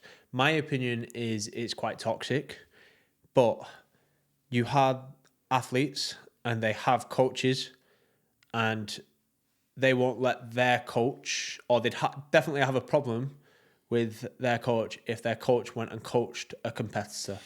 Yeah, and obviously and the other way around as well. Yeah, If say an athlete goes and speaks to another coach, the coach will get offended. Like, what's your opinion on all of that? So this is something obviously that we've experienced, because I don't know how many people know, but I obviously coach you and I coach Liam, who is consistently in the Elite 15 and a direct competitor. I think there needs to be a level of respect. There's certain people in the Elite 15 that I would not coach because I feel like it'd be disruptive to the work between me and you. Now, you might say, John, you can coach whoever you want, or you might have opinions on it. I'm not sure, but you're trying to find a balance. You're trying to, as a coach, you want to work with and help as many people as possible. Do you know what I mean? But it's just a bigger picture, innit? And it's like, but at the same time, like, you often, speak to other coaches, get advice. We do. That's part of the learning process, I think. Like, I'm totally comfortable with it. I'd like to think you're pretty comfortable with it. What's your opinion on that? I think it's probably a bit weird the first time like it happens, but I think when it does first happen and you realise like it doesn't really make a difference. As long as like, obviously, like I'll just give an example. Imagine if I come 15th in a race, so I come bang last in a race, and you're coaching Liam and Liam comes first, and you come to me after the race, absolutely like jumping with joy because you're like, oh, Liam's fucking won, and like, but you never like that. Do you know what I mean? Like, I think that would be kind of like a kick in the dick. Absolutely. Like, but I think if you can't see that, not even as a coach or an athlete, just as a human, then yeah, you've got something wrong with you, haven't you? Yeah, You know what I mean? yeah. But just having a bit of self thing. But like, obviously, you're going to be happy for Liam, and you're going to be jumping with joy with Liam. But just don't be doing it like in front of the person who's probably not got the result that they want. And you do that very well. Like you. But I think it's great that you coach other Elite 15 athletes, because they are, like, literally yesterday we were talking about Liam, and you was like, what Liam really does a lot of that I think we should potentially start incorporating is plyometrics. And it's kind of like you're learning what they're doing and what's improving them, and that could potentially be then passed on to, like, we're all just making each other better. Absolutely. And if you see it like that, then I want you to go and coach as many Elite 15 athletes as you can. So I touched on this earlier, didn't I? Like, in the last 18 months, I've had the most exposure to high-level athletes and coaches that I've ever had. And I feel like that's translated to learning the most in the shortest amount of time. My job is to serve you in the sense that giving you the best possible tools, the best possible knowledge, advice, coaching, that comes from learning. If I pigeonhole myself to one athlete, you're only getting one experience, you're only going to get one version of what it means to be an Elite 15 athlete. You're only going to see a certain percentage of the stuff that could make the athlete better. Do you know what I mean? One thing I will say though is, like, and this is something that I made clear, said to Liam, and I don't even think we've ever had this conversation, but like, I put the most of my time and energy. I get the most financial reward, so I'm happy to put that on the table, from working with you, whether that be directly or indirectly. So Liam is a guy who lives a few hundred miles away that I speak to on the phone probably 2 or 3 times a week. I don't do any in-person work with him, and I write his programme. I try and see him at competitions, but Liam is secondary to you. Not because he's better or worse. And he's like, right now, let's admit it, like, he's better. Well, he's performing so much better. The data would suggest he's a couple of minutes faster. He's in the Elite 15 solos. So some people say, well, why do you not give him the most time? It's that conversation I had with Liam when he first ever approached me. I was like, I don't see there being a problem with me coaching you and coaching Jake, but Jake is the number one priority. Not because Jake's better or worse, or because I like him more or less, but because I've put most of my time and energy into it. Jake's put a lot of time and energy into me, and that's just where we're at right now. Do you know what I mean? And I think if you have that conversation, and Liam understands that, and he's completely happy with that, and I fulfill a role that Liam needs, that's great. If Liam came to me next week and I found a great in-person coach in Glasgow that I can work with every day, I'd be like, bro, like, best of luck. Like, I'm always here if you need me. But I'm not going to turn around and say, a couple of phone calls and an online program is going to match that. So go and get it if that's what you feel like you want. Do you know what I mean? It's interesting. I think we're both... I feel like that's something that me and you are on the same page with, though. So I don't think it ever becomes a massive issue, because, like, going back to finding a coach, find someone that's on a level with you. If you speak to someone, you think they're strange and, like, they have wild opinions and wild thoughts just on life and everything else, like, and it's completely out of line with me and how I think about things, then it's probably not going to work. Like, you have to have a base commonality, I think, with the coach. And I say for coaches as well, like, if you've got an athlete that you think's a bit of a dick, and they're not going to listen to what you're saying, and all these different conversations that you're having with yourself, then it's probably not going to work. Do you know what I mean? Yeah. As well, like a prime example, like say you working with Liam's prime example.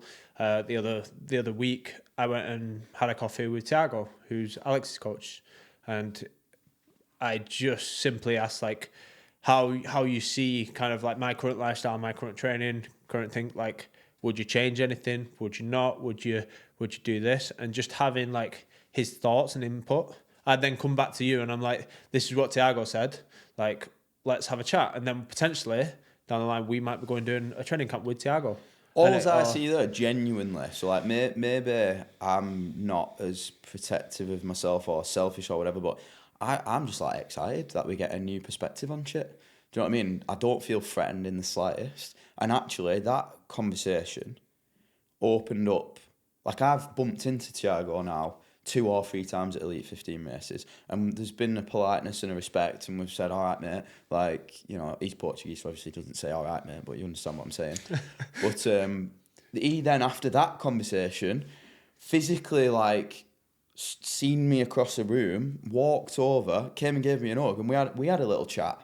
Do you know what I mean? So, like, why would I not encourage the chance for me, not only you, to learn from someone who's as good as that and as good of a coach as that? Like, I think it's such a short sight. Like, I speak to all the coaches and all the athletes because it's just an opportunity to learn. Do you know what I mean? Yeah. Doesn't mean that, you know, would I be upset if you turn around and said, John, I'm going to go and get coached off Thiago?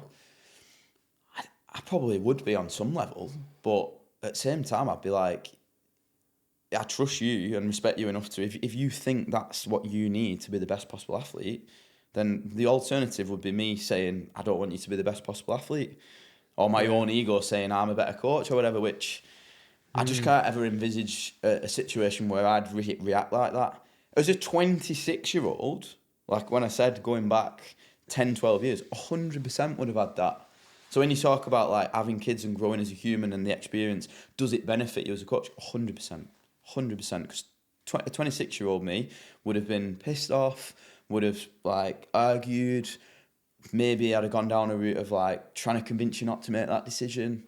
Like, that definitely would have been a thing. Whereas now, I'd just be like, if that's what Jake believes is what he needs, then that's what he needs. You know? I just find it like mind blowing, like when you, and people obviously do take it like a little bit serious. Maybe they've looked at other sports and seen how they react and stuff like that. But like you just said there, you'd like to speak to every coach and like to speak to every athlete and be friendly with every athlete.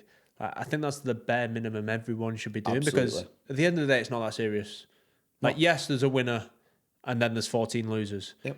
But like, be a decent person before that even comes into 100%. consideration. Because, like I say, we're all there to learn.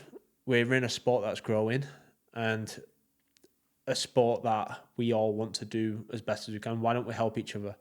And that's why we're trying to come up with potential ways of can we do athlete training camps? Can we go and train with literally our competitors? But can we create a bond, a friendship where we can be happy for each other winning? Because I think it's a unique environment though with Hyrox as well, because it's completely different to this, but I liken it a little bit to golf. So it's like you can go out there and it's you versus the course.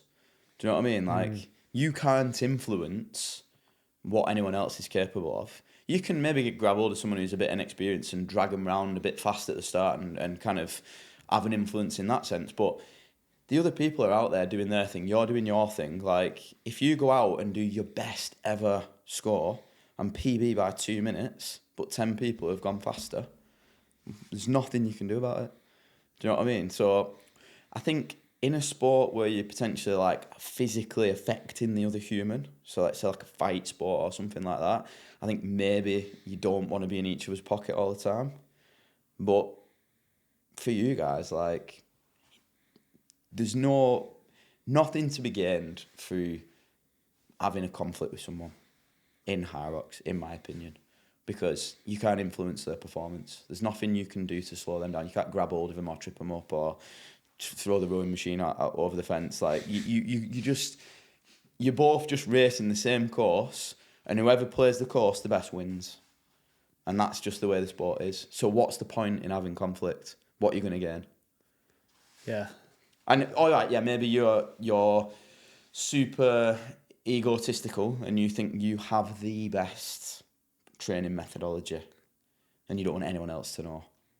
I don't think I think everyone's more coming from a point of we're here to learn, we're here to understand different perspectives on things. Yeah. I think the longer that High Rock stays like that, the quicker it'll develop. I think the minute it becomes more traditional sports, Gatekeeping. and everyone's gatekeeping and everyone's pigeonholed to a specific style of training, I think that will slow the progress down a little bit. So I welcome this kind of like age of IROX that we're in, where everyone's a little bit open about what they're doing, willing to train together, willing to share ideas, willing to sit down for coffees. Like Tiago, like sitting down with you, like that's a slight risk, because does that annoy Alex? Like is Alex annoyed? It was actually nice because Tiago said, like, before this, he said, Jake, I'll be honest, like before this, I had a conversation with Alex.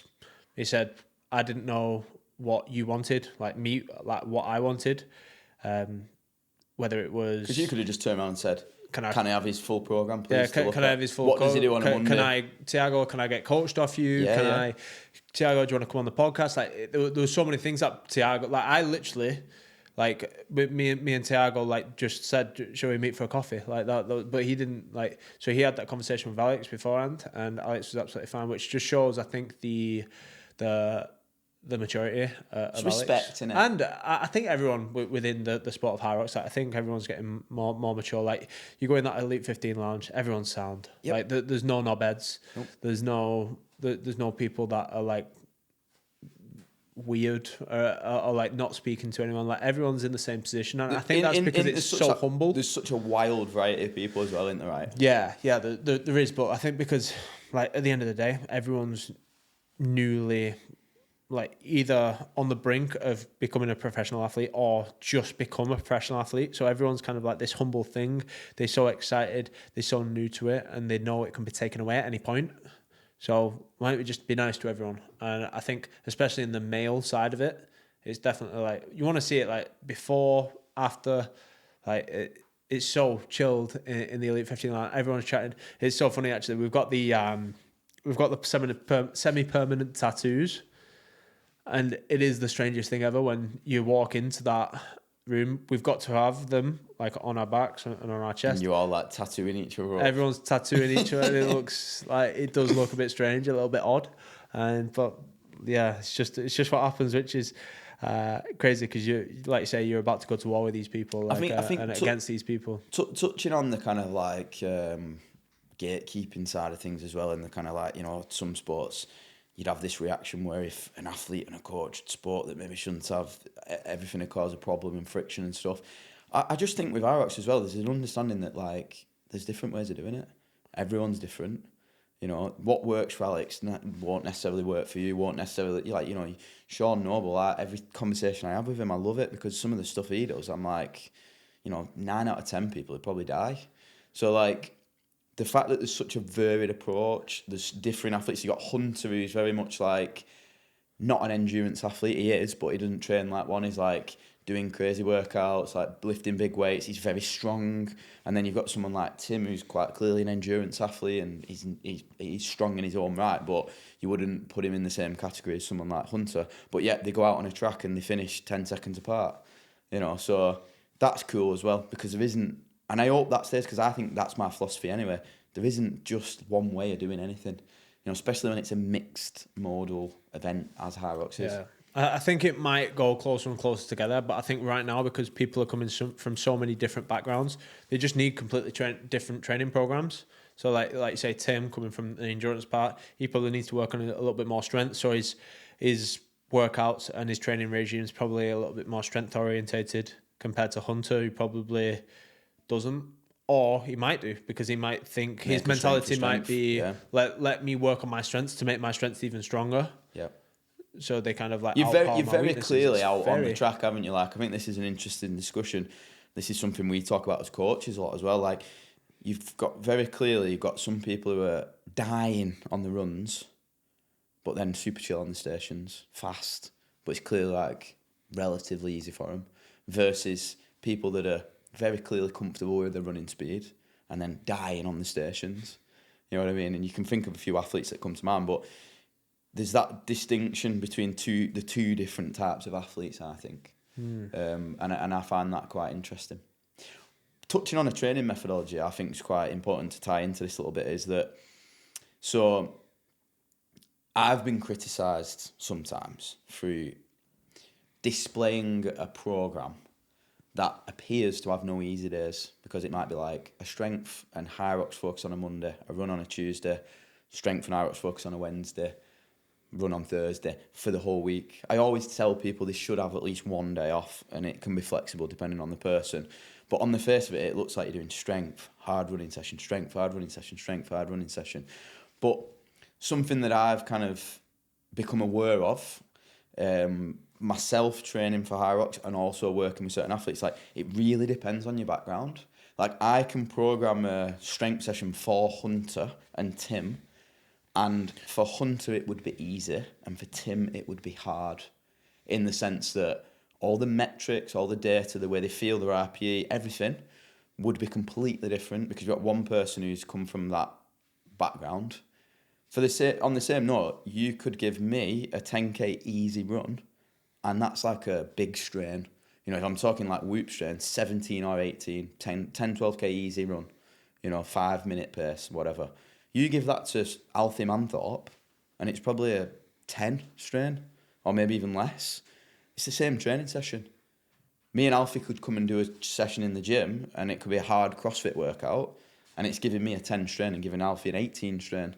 So, like, when we're talking about hard versus easy days, you have to understand that different athletes have different hard days and easy days. We kind of touched on this, like, in the last few days, of the strength days don't have to be hard days.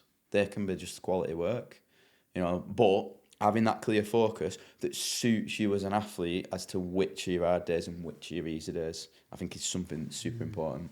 Interesting. I never even thought about that. Like you say, and a clear example of that where it's happened to me is, normally like a strength day is an easy day for me, but returning from the marathon prep back into high rocks, like, I'm sore after the strength days because I didn't do it for a while.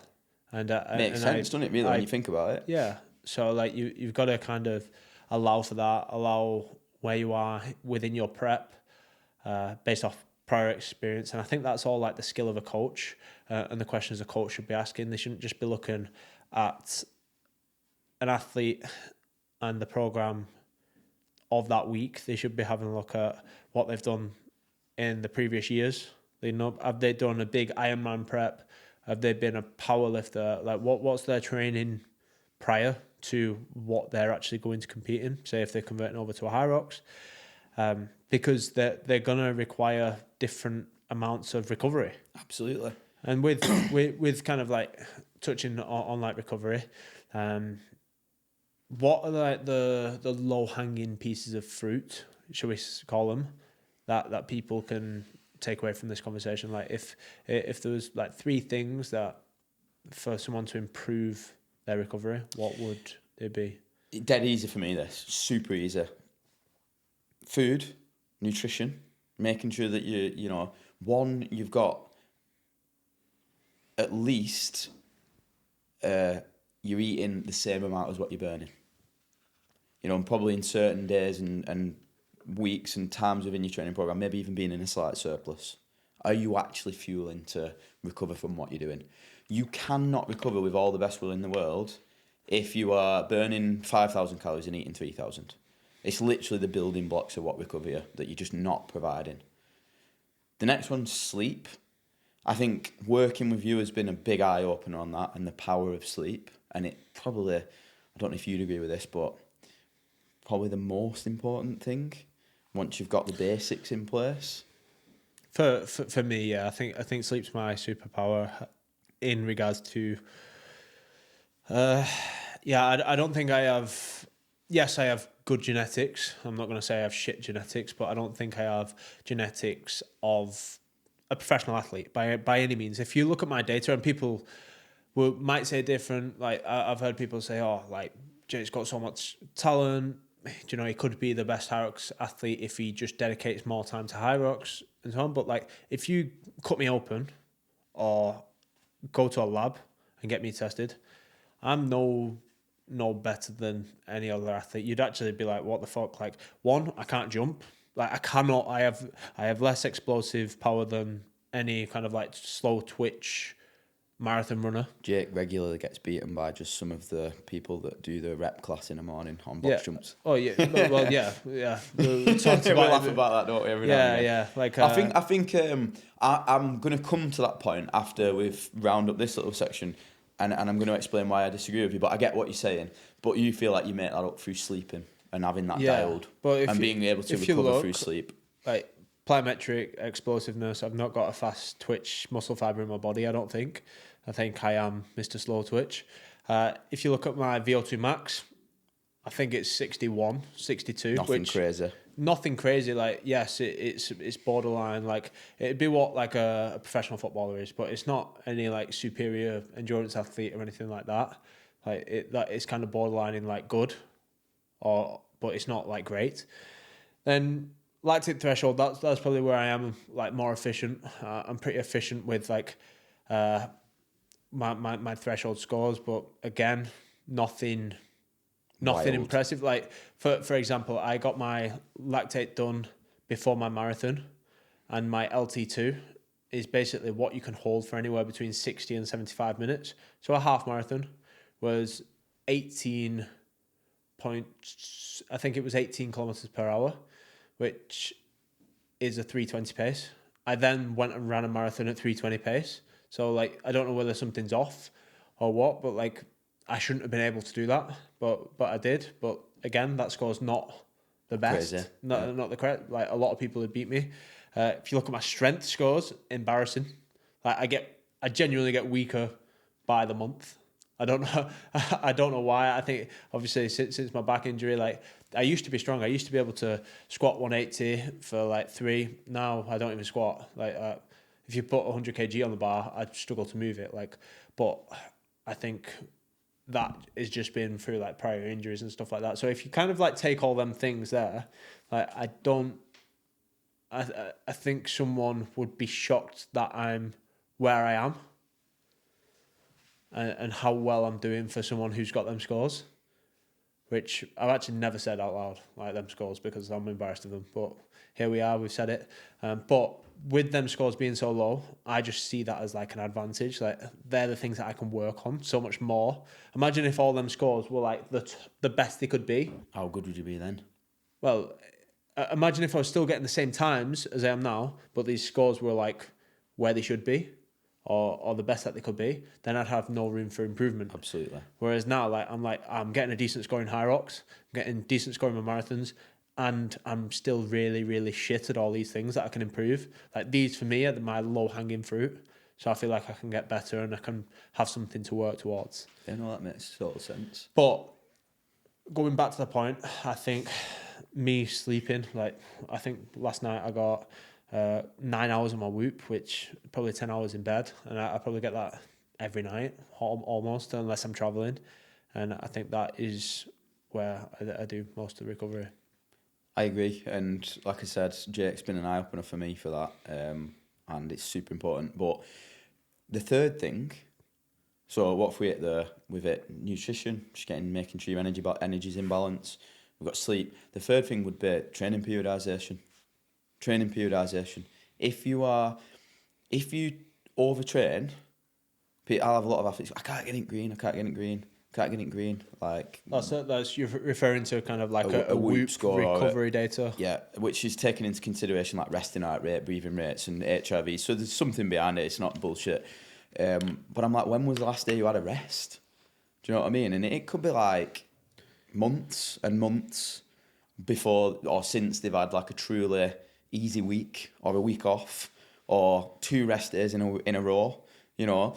And I know from my own data, like, if I simply just go away with my kids for a week and don't do any training, I come back and I'm in the green every single day, you know. So, and like, you can use that data to understand. So everyone's different. Some people can do 7 days in a row and they just need 2 slightly lower volume days. Some people can't do volume at all, but can handle really hard sessions. and there's everything in between. So you have to understand kind of what you're at, where you're at as a human, what sort of training kind of requires a lot of recovery, and then put that in the correct doses throughout not only a training week but a block and then a year, and then you look at these kind of bigger picture things. And that's what I'm seeing. I'm seeing a lot of people that are underfueling, a lot of people that are not prioritizing sleep, and a lot of people that are, I don't really love the term overtraining, but getting the training balance wrong, and that leads to a situation where they probably get injured or ill, at the end of the day, which we don't want. Well, with that in mind, Yep. I'm shit at the third one that you've just mentioned there. The periodization, the knowing when to rest. Where do you think I'm going wrong with that?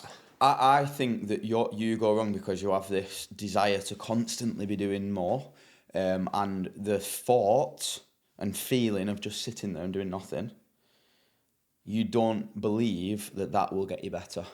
I think you believe that your time could be spent doing something to get better, as opposed to sitting there and doing nothing. And I think that's something that you're slowly but surely learning. We often have conversations like, I think you should rest for a couple of days, and you maybe don't listen, and then you kind of like maybe look at it and think, probably should have rested. I think there's been occasions where I've said, don't get off a plane and go and run fast. And then you've gone off a plane and run fast and kind of looked back on it and thought, I wish I didn't do that. But that's just part of the learning process. And unfortunately, I don't have all the answers. I can just give you the best advice. But I think if you weren't getting better at it, it'd piss me off. And I wouldn't have patience for it. But I do think slowly but surely you're starting to understand, that you can't run a marathon one week and get an insane score for someone who's basically a fucking beginner marathon runner who's miles too heavy to be a marathon runner, and then 2 weeks later do a high rocks. I think you are starting to understand that there's a price to be paid. I always say there's always a consequence. Can I do this, John? Yeah, you can, but There's a cost there'll to everything. be a cost, there'll be a consequence to it, a negative effect somewhere down the line.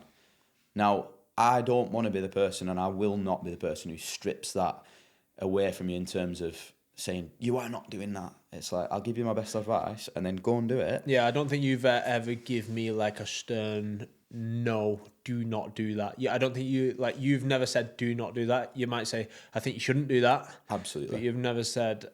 But that comes back to not. I don't have all the answers, mate. And there's some things that I thought you wouldn't be able to do that you've gone and done. So who am I to... I don't know if anyone actually knows this, but I never thought you'd be able to get a 2:20 marathon. I don't know if I've ever said that out loud to you, but when you got your Berlin marathon score, which was was it 2:28 or 2:29? I was like, bro, that's the limit. You know what I mean? So for you to then turn around and go, I want a 2:19, I genuinely thought in my head, not a chance. Literally, that's what I thought. But I kept that to myself because I'm not here to bring your ceiling down. I'm here to help you raise your ceiling up. But then after you went and attempted it, I was literally sat at home. I remember it well. I was programming on a Sunday, probably. And you were hours behind. And I was refreshing the tracker. And I was thinking, fucking hell, he might do it. And then I know you didn't do it, but now I fully believe that you can do it. I fully believe that you can do it. But I don't think you can do that and then 2 weeks later go and get the times that you want to in high rocks. Now, that doesn't leave me in a position where I'm like, Jake, you need to stop running marathons and the priority is high rocks. It's can we not take a step back and have a look at the year and see where would be sensible to put a marathon block in and where would be sensible to put a high rocks block in? That's my reaction to it. I want you to be a weird freak who gets a 2:19 and stays in the elite 15. I don't want you to be just an elite 15 athlete or just a, essentially average marathon runner. I want you to do amazing things on all fronts. But because I'm invested into your mission, which is inspiring people to exercise and get into fitness. And I just think that the combination will inspire more people than just getting, being another good Irox or another average marathon runner. Do you know what I mean? So I think that's another example where as a coach, you have to understand the person and understand the bigger picture. That's nice to hear, to be fair. Have I ever said that to you though, that I didn't believe it possible? Because I didn't. You might have said it after, but like you definitely kept it to yourself whilst in training. But like at the end of the day, because obviously as a coach, you're supposed to like set people's expectations, aren't you? Do you know what I mean? Well, every single person around me. Well, when I say every single person, yourself, Reese, who give me some tips on the marathon training. He's like a professional triathlete coach, and then Alfie Manthorpe, a coach within the running space. Like, you were all people who said, "I believe in you," first and foremost, and then after you might have said, "Oh well, the likelihood of you doing that was like against you," if that makes sense. So like, but I'm grateful that I have people around me like that, because at the end of the day, like, just let someone go for their goals, even though it might be completely out of their scope. But like at the end of the day, like there's a saying, I think it's like aim for the stars, land on the moon, or something like that. Like I had a 2:28 marathon. I could have simply said, "Oh, I want a 2:25 marathon."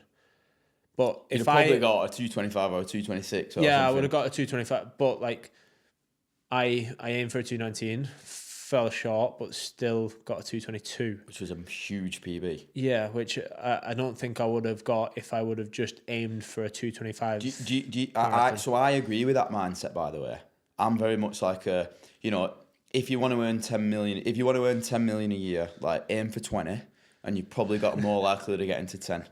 Yeah. Did you see that reel that I sent you? It's that guy. I can't remember the guy, but I did. Yeah. But he was saying he was taking the piss out of this guy that said, "Oh, like if you want a £5 million yacht, just think of £100 million yacht. It'll just happen. It'll just manifest itself. The £5 million yacht becomes free." And then he's like that. Yeah, no, I do remember that. I don't think it's quite as straightforward as that, and I understand why people can kind of like, take the mick out of that sort of mindset. But I think you've got to be selective though with the people that you use that with, because I think some people are happy to, like you say, aim for the stars and end up on the moon kind of thing, whereas other people, they've just not got that same mindset. Oh, it crushes them, yeah. Yeah, it crushes them. If they don't hit that number, they're done. They're not able to like reflect and be like, or the difference between a 2:28 and a 2:19 is so great that they just can't imagine it. And with them people, obviously, you need to take a slightly different approach and maybe add a bit of perspective and reality to the situation. Like maybe step in and go, I don't think 2:19's a great target. I think you should aim for something a little bit slower. Yeah. But again, that's something that you understand more the more you work with people. Some people, I will purposely give them a target that I know they can't reach because I know it'll get an extra bit out of them. Whereas some people, if I put that in, it'll completely demotivate them to not even want to do the training session or the event or whatever. No, that's definitely, like say, it's very person dependent, that, isn't it? Have you always been like that? I think it's a lack of fear of failure. I think the more you fail, you're not arsed, are you? You don't give a fuck, yeah. Like I've failed that many times in my life that like it's just you just understand that it's I fail every day. Do you know what I mean? Something happens every day where I'm like, fucking hell. Like, and you do for a moment in time, you think it's the end of the world. Like I remember DNFing at Chicago World Champs, Harrods World Champs last year, and for the first 30 minutes. Your life was over. I was sobbing in a corner. I was literally crying. I think Tom's got a video of me fucking crying. I don't think looking like a little bitch. You weren't that bad. I think I was sulking. You was definitely sulking. Oh, I forgot. Yeah, I was sulking. And obviously, I think you need that because you need to be upset to give you motivation. But as long as you turn it into like motivation. But like even that night, we went and celebrated. And I think that's the important thing. Like after, no matter what, like, and some people might be against this, like some people might have, but like if you've made sacrifices, you've spent months and months and months working towards a goal, even if you don't get the outcome, you shouldn't then go and punish yourself. That's enough punishment. There's an element of success anyway, right? Yeah, there's because you put in all this work, you put all in this sacrifice, but then for you, if you don't get the results result that you want, you don't want to punish yourself even more because like you've already kind of learnt from your mistakes. Go and celebrate. So like that night, we all went for a nice steak.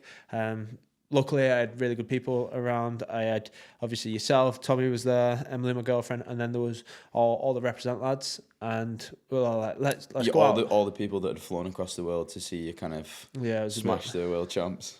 Yeah. Unfortunately, I DNF'd. I didn't even get to the rower.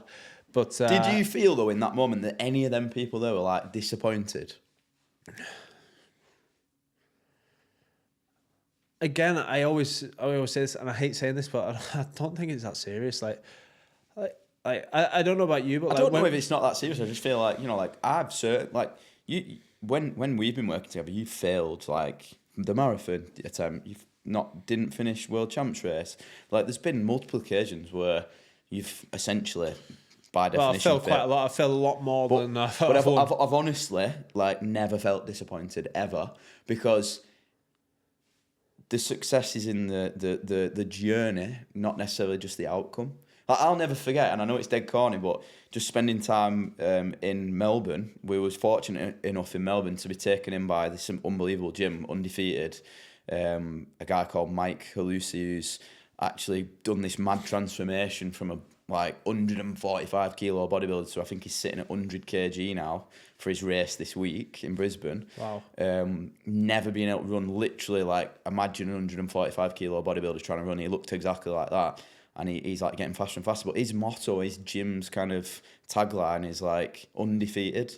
Like you never lose, you either win or you learn. Do you know what I mean? And I think as corny as that is, I think that that's just the process. And if you see it like that, then you should be striving to fail, because if you're striving to fail, you're striving to learn. If you're striving to learn, you're obviously taking steps to being able to win. So yeah, you definitely learn a lot more and progress a lot more from losing. How many times do you see a repeat world champion? Like, let's take Irox. Has there been one since, let's say, it got more serious in the last 3 or 4 years? No, not since obviously Hunter dominated for a long time, but yeah. Apart from that, obviously, since we'll take Nice 3 or 4. Yeah, we'll take Manchester. It was Manchester. Hunter won. Yeah. Next year round, Hunter came 5th. Yep. Alex won. Yep. Next year round, Alex came 7th, 8th. Tim won. Tim won, and now we're on to this year, and everyone's as hungry as ever now. Alex probably wants it more than ever, and they'd probably all admit that they probably after they won they took their foot off the gas a little bit. 100%. Because that's just human natural. nature, isn't it? Yeah, but yeah, it's really interesting. But like I say, if you can. The main point is take the positive out of everything. Always. And I think always celebrate. Celebrate every opportunity that you can, because you only get limited celebrations. And being a horrible, miserable person is not going to add to any part of your life or anyone else's life. Do you know what I mean? Yeah, I think you're well within your rights, for you, for example, to sulk for half an hour and be upset. As a coach, you'd be a little bit worried if your athlete's just DNF'd and they're not asked, because you'd question the commitment and the desire a little bit, but just let it happen, get over it quickly, and take the positives, always. And then, what I always find is, if I do shit, I need a plan there, and I need to make a plan. I need to be making a plan that night. So, we were at dinner that night after dinner, and it was right, how are we going to get back to where I want to be? And we were making a plan and we were being productive. As long as that's happening, then I'm feeling like I'm still moving forward. Absolutely. Even though there's nothing you can really do there and then, because there's no more races, you're injured, you're this, you're that. But as long as you've got a plan. So I'd say to people always have a plan when shit hits a fan. And the plan obviously will change. You expected to do better than you did. You then do shit, but plan to get back to where you was, or if not better, or to achieve the goal. But then just take every opportunity that you can, that you was going to do if you was to win. So I DNF, an example is I DNF that night. I could have literally gone to bed, just sulked all night, cried all night. Felt sorry for yourself. Felt sorry for myself. I could have booked an early flight home, or I could have just not had anything to do with Hyrox. I realised that I was there until the Monday. so I was there for another 3 days. I could have literally just hid away. But like, I chose to like, oh, right, okay, well, I did really shit. Like, let's see what I can do for sponsors. Like, can I go and stand on a stand? Yeah, you can still do meet positive people? things, can't Can you? I jumped on the live stream. Yeah. And the race that I was meant to be racing in, I commentated on and shit like that. And that, like, it makes you feel better, but then also, like, you're being productive. Absolutely. And it's like, at the end of, again, don't deep it. It's not that serious if you lose. You're still healthy. You're still alive. You've still got, everyone still loves you. Still got a lot to be grateful for, haven't you? Yeah. And I think again, it sounds quite corny. A lot of people don't like talking about these things, but I think it's just tools to be successful. Do you know what I mean? Like, there's a point you made there about planning. Like, there's a saying that, like, you know, you can achieve anything, and all you got to do is prepare, plan, and then be patient. Like, that is the route to success in anything. You know, most people that have got to the top in anything will have gone through that exact process. You know, it's not rocket science. It's tough because, you know, people don't like to necessarily do those things at certain times, but it's pretty simple. What do you think your secret is to coaching? Secret to coaching, go into it with a similar kind of mindset as being an athlete, in the sense that, like, I think the second that you know that you understand you don't know everything, you don't have all the answers, I think that's powerful. You know, being open to learning. I think putting yourself in as many different environments as possible. Like, I think a lot of coaches will turn the nose up, say, at like going teaching a beginner's class, or going working with people that have never trained. Oh, I work with athletes, man. I'm not going doing that. Do you know what I mean? Whereas you could learn something in that environment that then subsequently helps you with the elite athletes, and vice versa. You know, I think every opportunity to coach, take every opportunity. Don't, you know, pigeonhole yourself into, oh, I'm only working with elite 15 athletes, because you might learn someone who can only do a 90-minute IROX that you were never going to learn with an elite, that then becomes useful for everyone. Do you know what I mean? So I think taking as much of the opportunities to coach as possible, you know, gaining experience, be learning, constantly learning, you know. Take what people say, listen, but then also, like, have the courage to have your own ideas as well, you know, and break from the mould. You know, I don't think I'm a typical coach. I get in a lot of environments with coaches, and I feel like sometimes I'm a bit of an outlier in the way I see it versus the way they see it. Doesn't mean I don't listen to what they say and take that on board. But I think actually trying to just be unique and doing things in your own way as well. I think that's really important, and not enough people have got the courage to do that. They'll just go and look at what someone else has done and then just copy that. You know, take it, understand why it's worked, but then don't be scared to try different things and have your own stamp on stuff.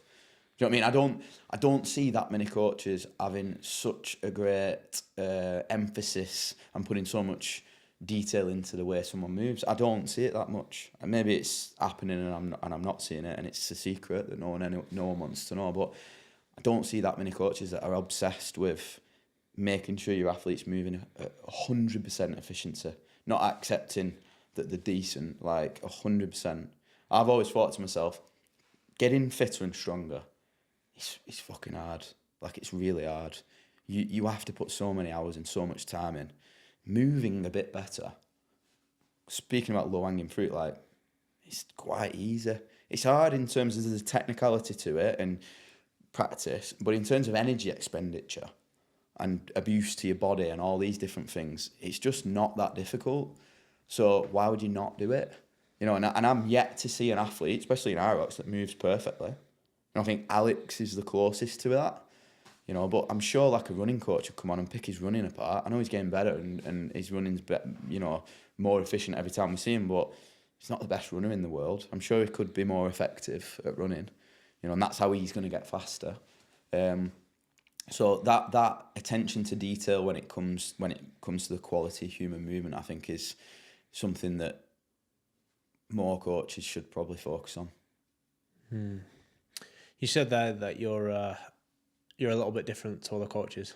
I want to move it away from coaching, but people would probably assume you're a little bit different. Just in general? Just in general. No. For example, we went to Chicago Well, we did a big trip to the US, actually. It was for World Champs last year. We went to New York, then we went to Austin, and then we went to Chicago. And you brought with you a tuning fork. What is a tuning fork, and what the fuck are you doing with it? A tuning fork's basically a piece of metal that you hit with basically a mini hammer, and it creates a vibrational sound frequency. And I'm a believer that some of the kind of holistic, woo-woo kind of things that have maybe been lost in the 21st century may, and I'm saying may because I'm not fully bought into any of these things yet, may be very impactful and effective at having a happier, healthy body. So I'm willing to, you know, have you guys take the piss out of me and different pictures and things emerge. We're all getting on board with it, John. But like my point is, we all give it a try. I think this comes back to like be open to anything. Like I am literally open to any idea. You know, I regularly do breath work. I meditate. I jump in cold water. You are a hippie. I'm a bit of a hippie, but what is a hippie? A hippie is just someone who's trying to understand maybe something that was lost that might be really good for everyday life and making people happier and healthier and fitter and stronger. You know, imagine if I can, you know, unlock a protocol that costs you 0 energy in 5 minutes and it makes you a better athlete. Like I'm willing to go out there and try these things, experience it. And then you'll often be like, should I do that, John? And I'll be like, no, I don't think you should. You know what I mean? Because I'm just wanting to be healthy and you're an athlete and that's two different things. Do you know what I mean? And we have them conversations all the time and you're quite like, should I try that? And I'm like, I don't think it'd have any benefit for you. Yeah, no, you know, we've done that quite a lot, haven't we? Well, I think that's what one thing we find fascinating with you. Like you say, you're willing to try everything. Like right now, you're fasting. Fasting, yeah. What am I? 48. I'm about 54 or 56 hours in. 50, right, okay, so 50 into a 72-hour fast. Now, obviously, you said you probably do that for a regular person, like, you know, every 6 months. It's probably good for a regular person to do it. Would it be good for an athlete who's trying to get the most out of their performance? You know, I'm sat having the internal conversations that I'd imagine you would imagine if you was fasting. Like, I'm losing muscle, I'm getting weaker, I'm not sleeping properly, my recovery is dropping. Like, you know, it's going to take me a week to get back to normal training. So, like, could I justify this for an athlete? It'd be very hard to. Maybe probably not. No, probably not. Like, and it'd be like. It's not worth the risk, is it? No, like no. Like you said, there's a cost to everything. Yeah. The cost of fasting. Yeah. Yes, it might improve, you know, like autophagy. It might lower inflammation, but the cost of you not recovering for 3 days is probably not worth it. It might add 10 minutes to my overall health span or something. Who knows? But is my running going to be a bit shit this week? Probably. You know, I might report something different, but I would imagine that I'm probably just not going to be able to hit my threshold paces, and I'm probably not going to be lifting the weights that I normally lift. I'm probably not going to be able to, you know, do 320 strain days, which I try and do on a hard training week. Like, I'm probably not going to be able to do any of them things. And is that detrimental to performance for an athlete? Yeah, absolutely. So, like, would I do this and then go, all athletes should do this? Definitely not. You know? So I think if you're trying all these things and then you're experienced enough to understand who it's for, what it's for. A lot of the things that I try, I'm like, I'll read something online and it's like, have this, do this and do that, and it'll, you know, you'll get this result. And I've tried it and it's not the case for me in the stage of life that I'm in. So it just gives me the ability to go, don't do that, because I've tried it and I don't think it works. You know what I mean? And then give some rationale behind why I don't think it works. So you've done a lot of stuff and a lot of mad things over the last couple of years. Are there any things that you'd think are actually worth it? From a very, very, I'm going to very, very clearly say this. There is a difference between health and performance. Sometimes there's a crossover and something that's really healthy helps performance as well. There's a number of things that I think are very, very powerful when it comes to just overall health. You know, the reason that I'm doing this fasting thing is because I was listening to a podcast with George St. Pierre, who's like a OG UFC fighter. also a smart guy, similar age to me, also like bit weird, likes things like the pyramids and stuff.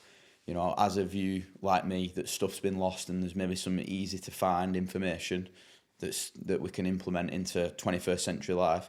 And he said that every time he would get some sort of niggling pain, so not an injury. So before anyone like comments and says that I've said that you can fix injuries by fasting, I'm not saying that. But if you've got niggling inflammation, you know, a sore shoulder that's kind of not stopping you doing anything, but there's a bit of a pain there every morning when you get up. I'm currently suffering, or was suffering, from a bit of a sore knee. And I heard George St. Pierre speak about doing a 3-day fast 3 times a year, water fast 72 hours, which is what I'm doing now, and a niggling Achilles issue. He was still training, but it was there. It was hampering him in his sprint training. He likes doing sprints. And after the fast, that pain went away. So I was like, sceptical, obviously, straight away. No way. So I thought I'll try it. Because I've got a bit of a niggling knee pain. It's not stopping me doing anything, but during and after every run, I can feel it. So I just thought I'd see if it works. We'll let you know. We'll let you know if it actually worked, the outcome. In a few days. 50 odd hours in, it's no longer hurting, but also I've not ran since Thursday morning. So maybe it's just not hurting because I've not done anything. You know, I was running around a little bit after the kids and that yesterday, but we'll see. I think, what about breathing? I think breathing's key, me. I really think, without paying any attention to this, the Scandinavian humans that used to whoop our ass at regionals every year in CrossFit, we're all doing it back then. Like, whether it be a pre-warm-up routine before they then went and did a warm-up, whether it be stuff after, they were all doing it. And they all used to win. I've tried to get as upskilled as possible in the science and as knowledgeable as possible behind it and protocols, and there's breathing techniques again for health and there's breathing techniques for performance, but I definitely think there's something in it. I just need to learn more about it and start to test it a little bit more first. Interesting. But there's plenty of studies on it. There's a couple of techniques that have reported 20% increase in basically the uptake of oxygen. So like the oxygen saturation in the blood. So like similar effect that you get from altitude training or blood doping or EPO abuse. Up to 20% improvement. Now, to put that into perspective, I think, and I might be wrong here, but the level of increase that would get you banned for EPO is 20% or 21%. So it's like, when I read that, I'm thinking, oh my God, there's a breath work protocol that can almost be as powerful as a banned substance.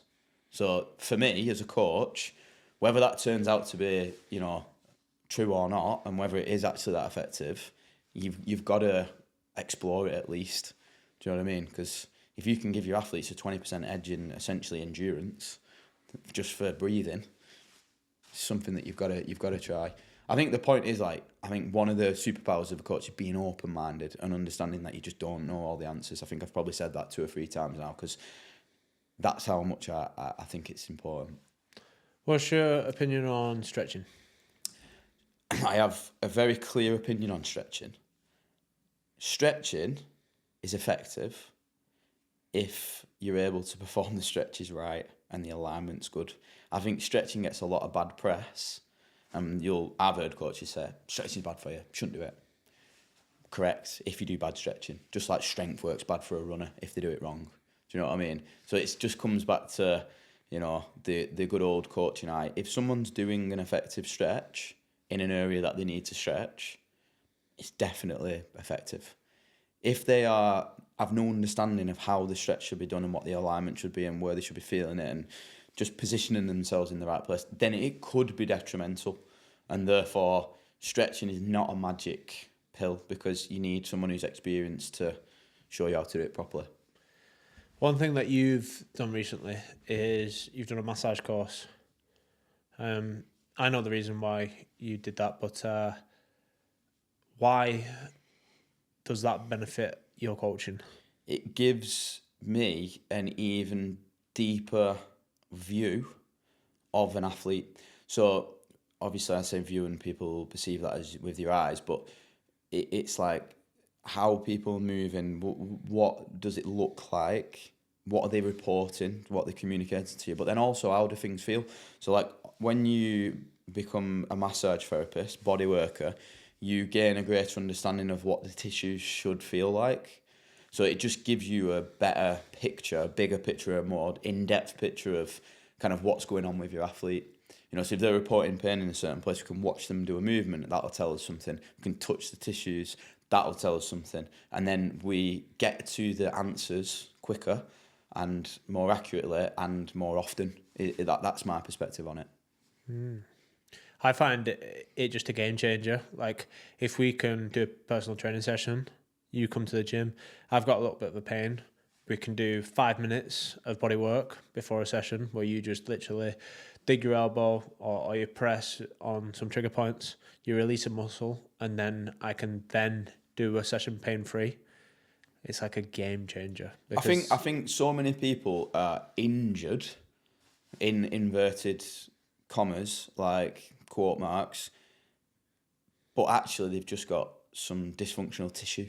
So literally, like, there's some key areas, whether it be muscles, fascial tissue, connective tissues, usually a combination, that are not in the right state, dysfunctional, dehydrated, too tight, you know, like through months and reps and reps and reps of poor movement.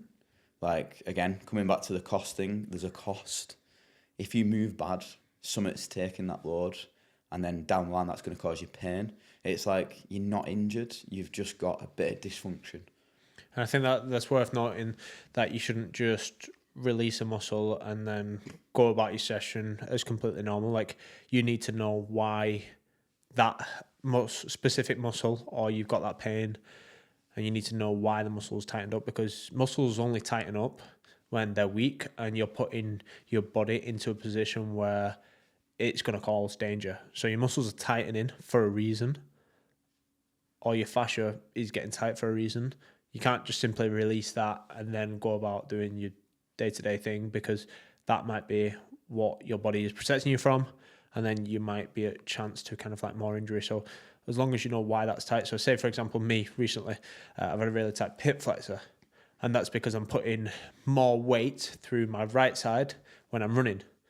So when we go into the gym and I do a squat and my right knee's hurting, I know it's because my TFL's really tight from running. So we can release that. I can then squat. I can then work on getting stronger.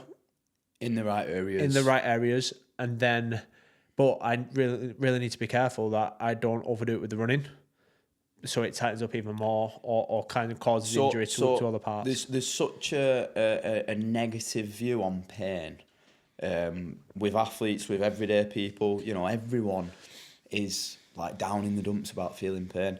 My perspective of pain, and I try and put this across to everyone that I work with, is like, pain's great. Pain is the only way that your body knows to tell you that you're moving bad or doing something wrong. Do you know what I mean? So it's like every muscle, for example, has like a key distance that it can travel in flexion and extension. If you stay within that, you can batter it, you can move constantly, you can do loads of reps.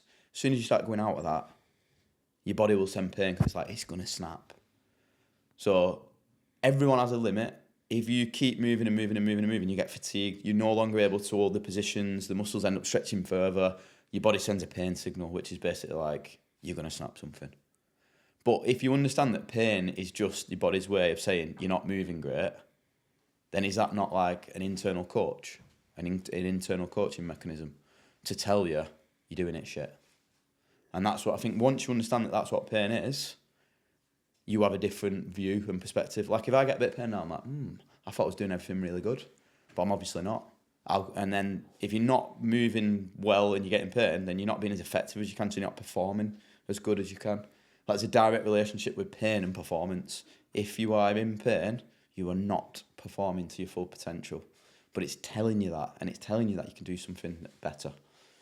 So see pain as an opportunity to progress. It's like the engine light in the car. The engine light comes on so that you take the engine to the garage, the car to the garage to get it fixed.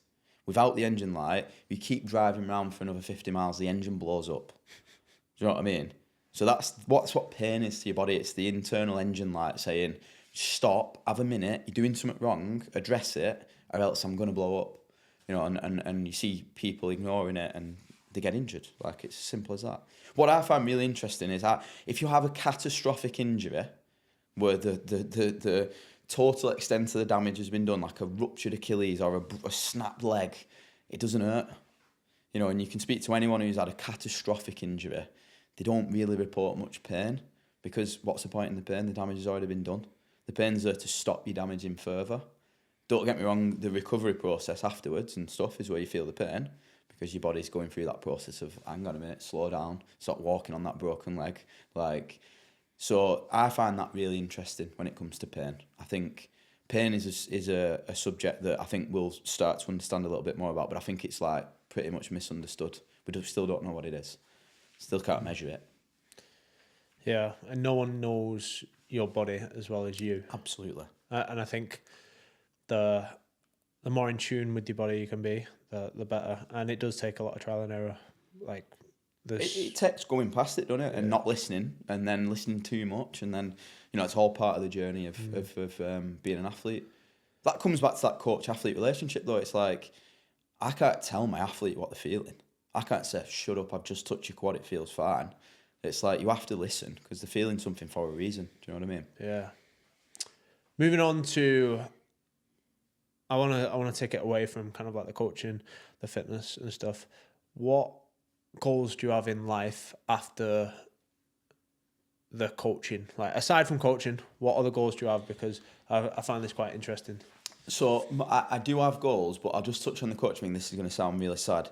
I'd literally envisage myself being like a 75-year-old coach and dying as a coach. So, like, not retiring? Yeah. You don't want to retire? But that, I'm aware also that, like, my perspectives from 10 years ago were completely different to now. So that may well change. What were your perspectives 10 years ago? That I used to think I knew a lot more than I know. I used to be much more authoritative with what I said, because I think when you know a little bit, it's quite dangerous, because you think you know everything. And then the more you know, the more you realise you don't know. You know, I've already touched on that. I think my perspective on what I wanted from life has changed. I probably was like wanting more materialistic things, cars and money and houses and all these sorts of things. And I've just, you know, through losing money and cars and houses, figured out that it isn't the be all and end all. And like, they come and go, they can be taken off you for no reason by other people. Like, there's many things that can happen. So I think for me, my goals are to travel, meet as many cool people as possible, learn as much as possible. Read more is like an immediate goal. Like, I think reading is like something that's just so underdone and overlooked.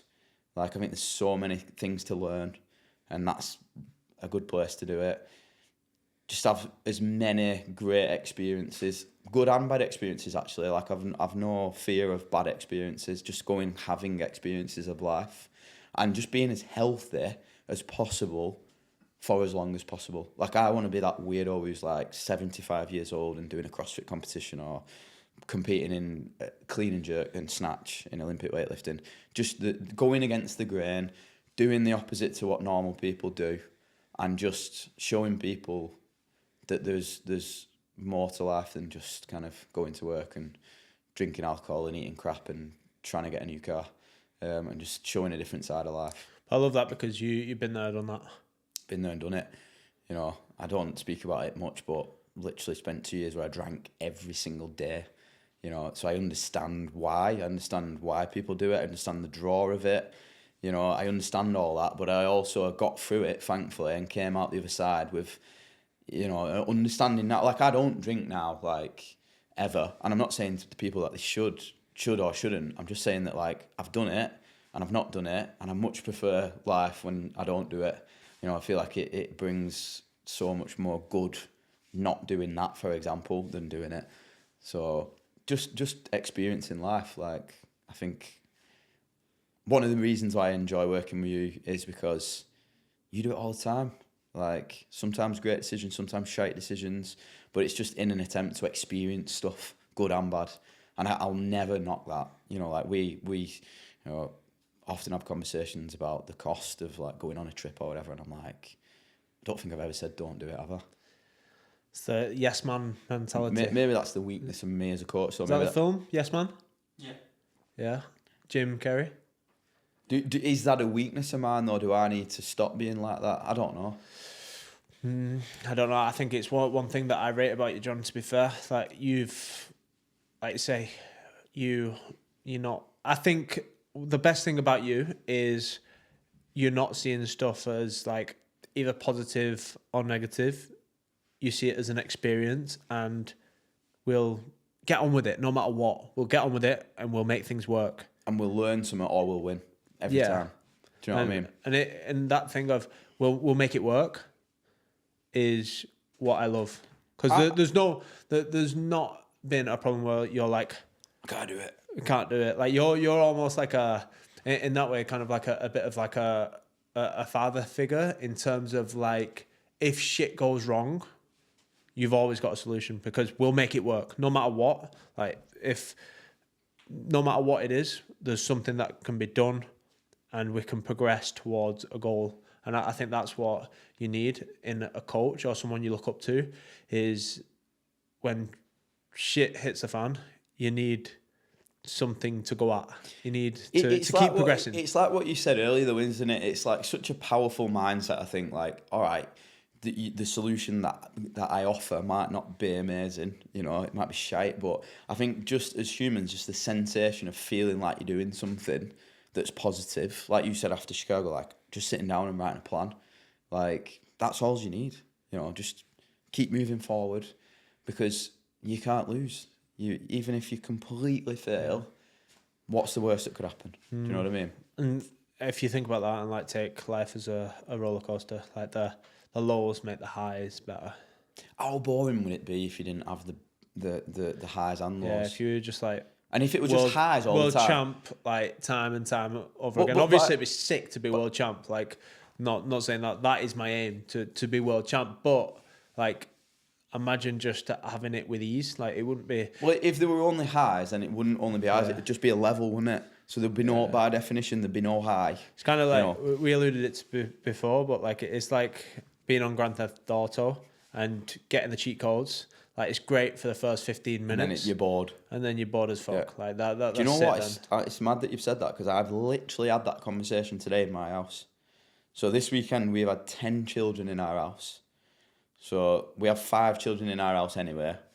They're not all yours, are they, John? They're not like, all mine. Just got some like super sperm. Not all mine. I've literally got 2 of my own, but I actually provide for 5, which is cool. But this weekend, we've had the pleasure of having Steph's sister, so my partner's sister, up for the weekend, who's also got 5 kids. So this morning, playing Grand Theft Auto, we had the discussion of, can you get me all the cheat codes? And I said, absolutely not, because it's going to make it boring. Get to work, get the missions done, do whatever you need to. And earn your money. Yeah, exactly. Can you not just upload a load of money onto my account so I can just buy stuff? No. If you do them missions, you get the money and you can go and achieve it. But it's the harder option, innit? You know, even as a parent, like when they're kicking off and it's easy just to give them an iPad. Absolutely. And just like sit there and do that. But it's all interlinked, innit? Coaching, being an athlete, being a parent. It's all kind of similar philosophies, in my opinion. And that's where, like, just going experience in life, like, people go, oh, you should be locked into your training and you should be this and you should be that. You might miss out on something that makes you world champion in 2 years because you did that. You know what I mean? You might find something on a life experience that comes into play 2 years down the line.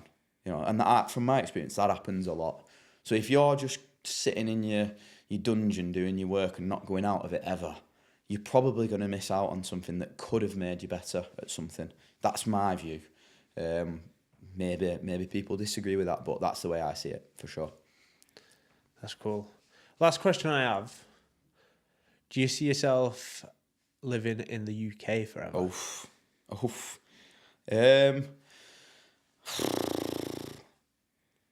I'd be really disappointed if I end up living in the UK forever.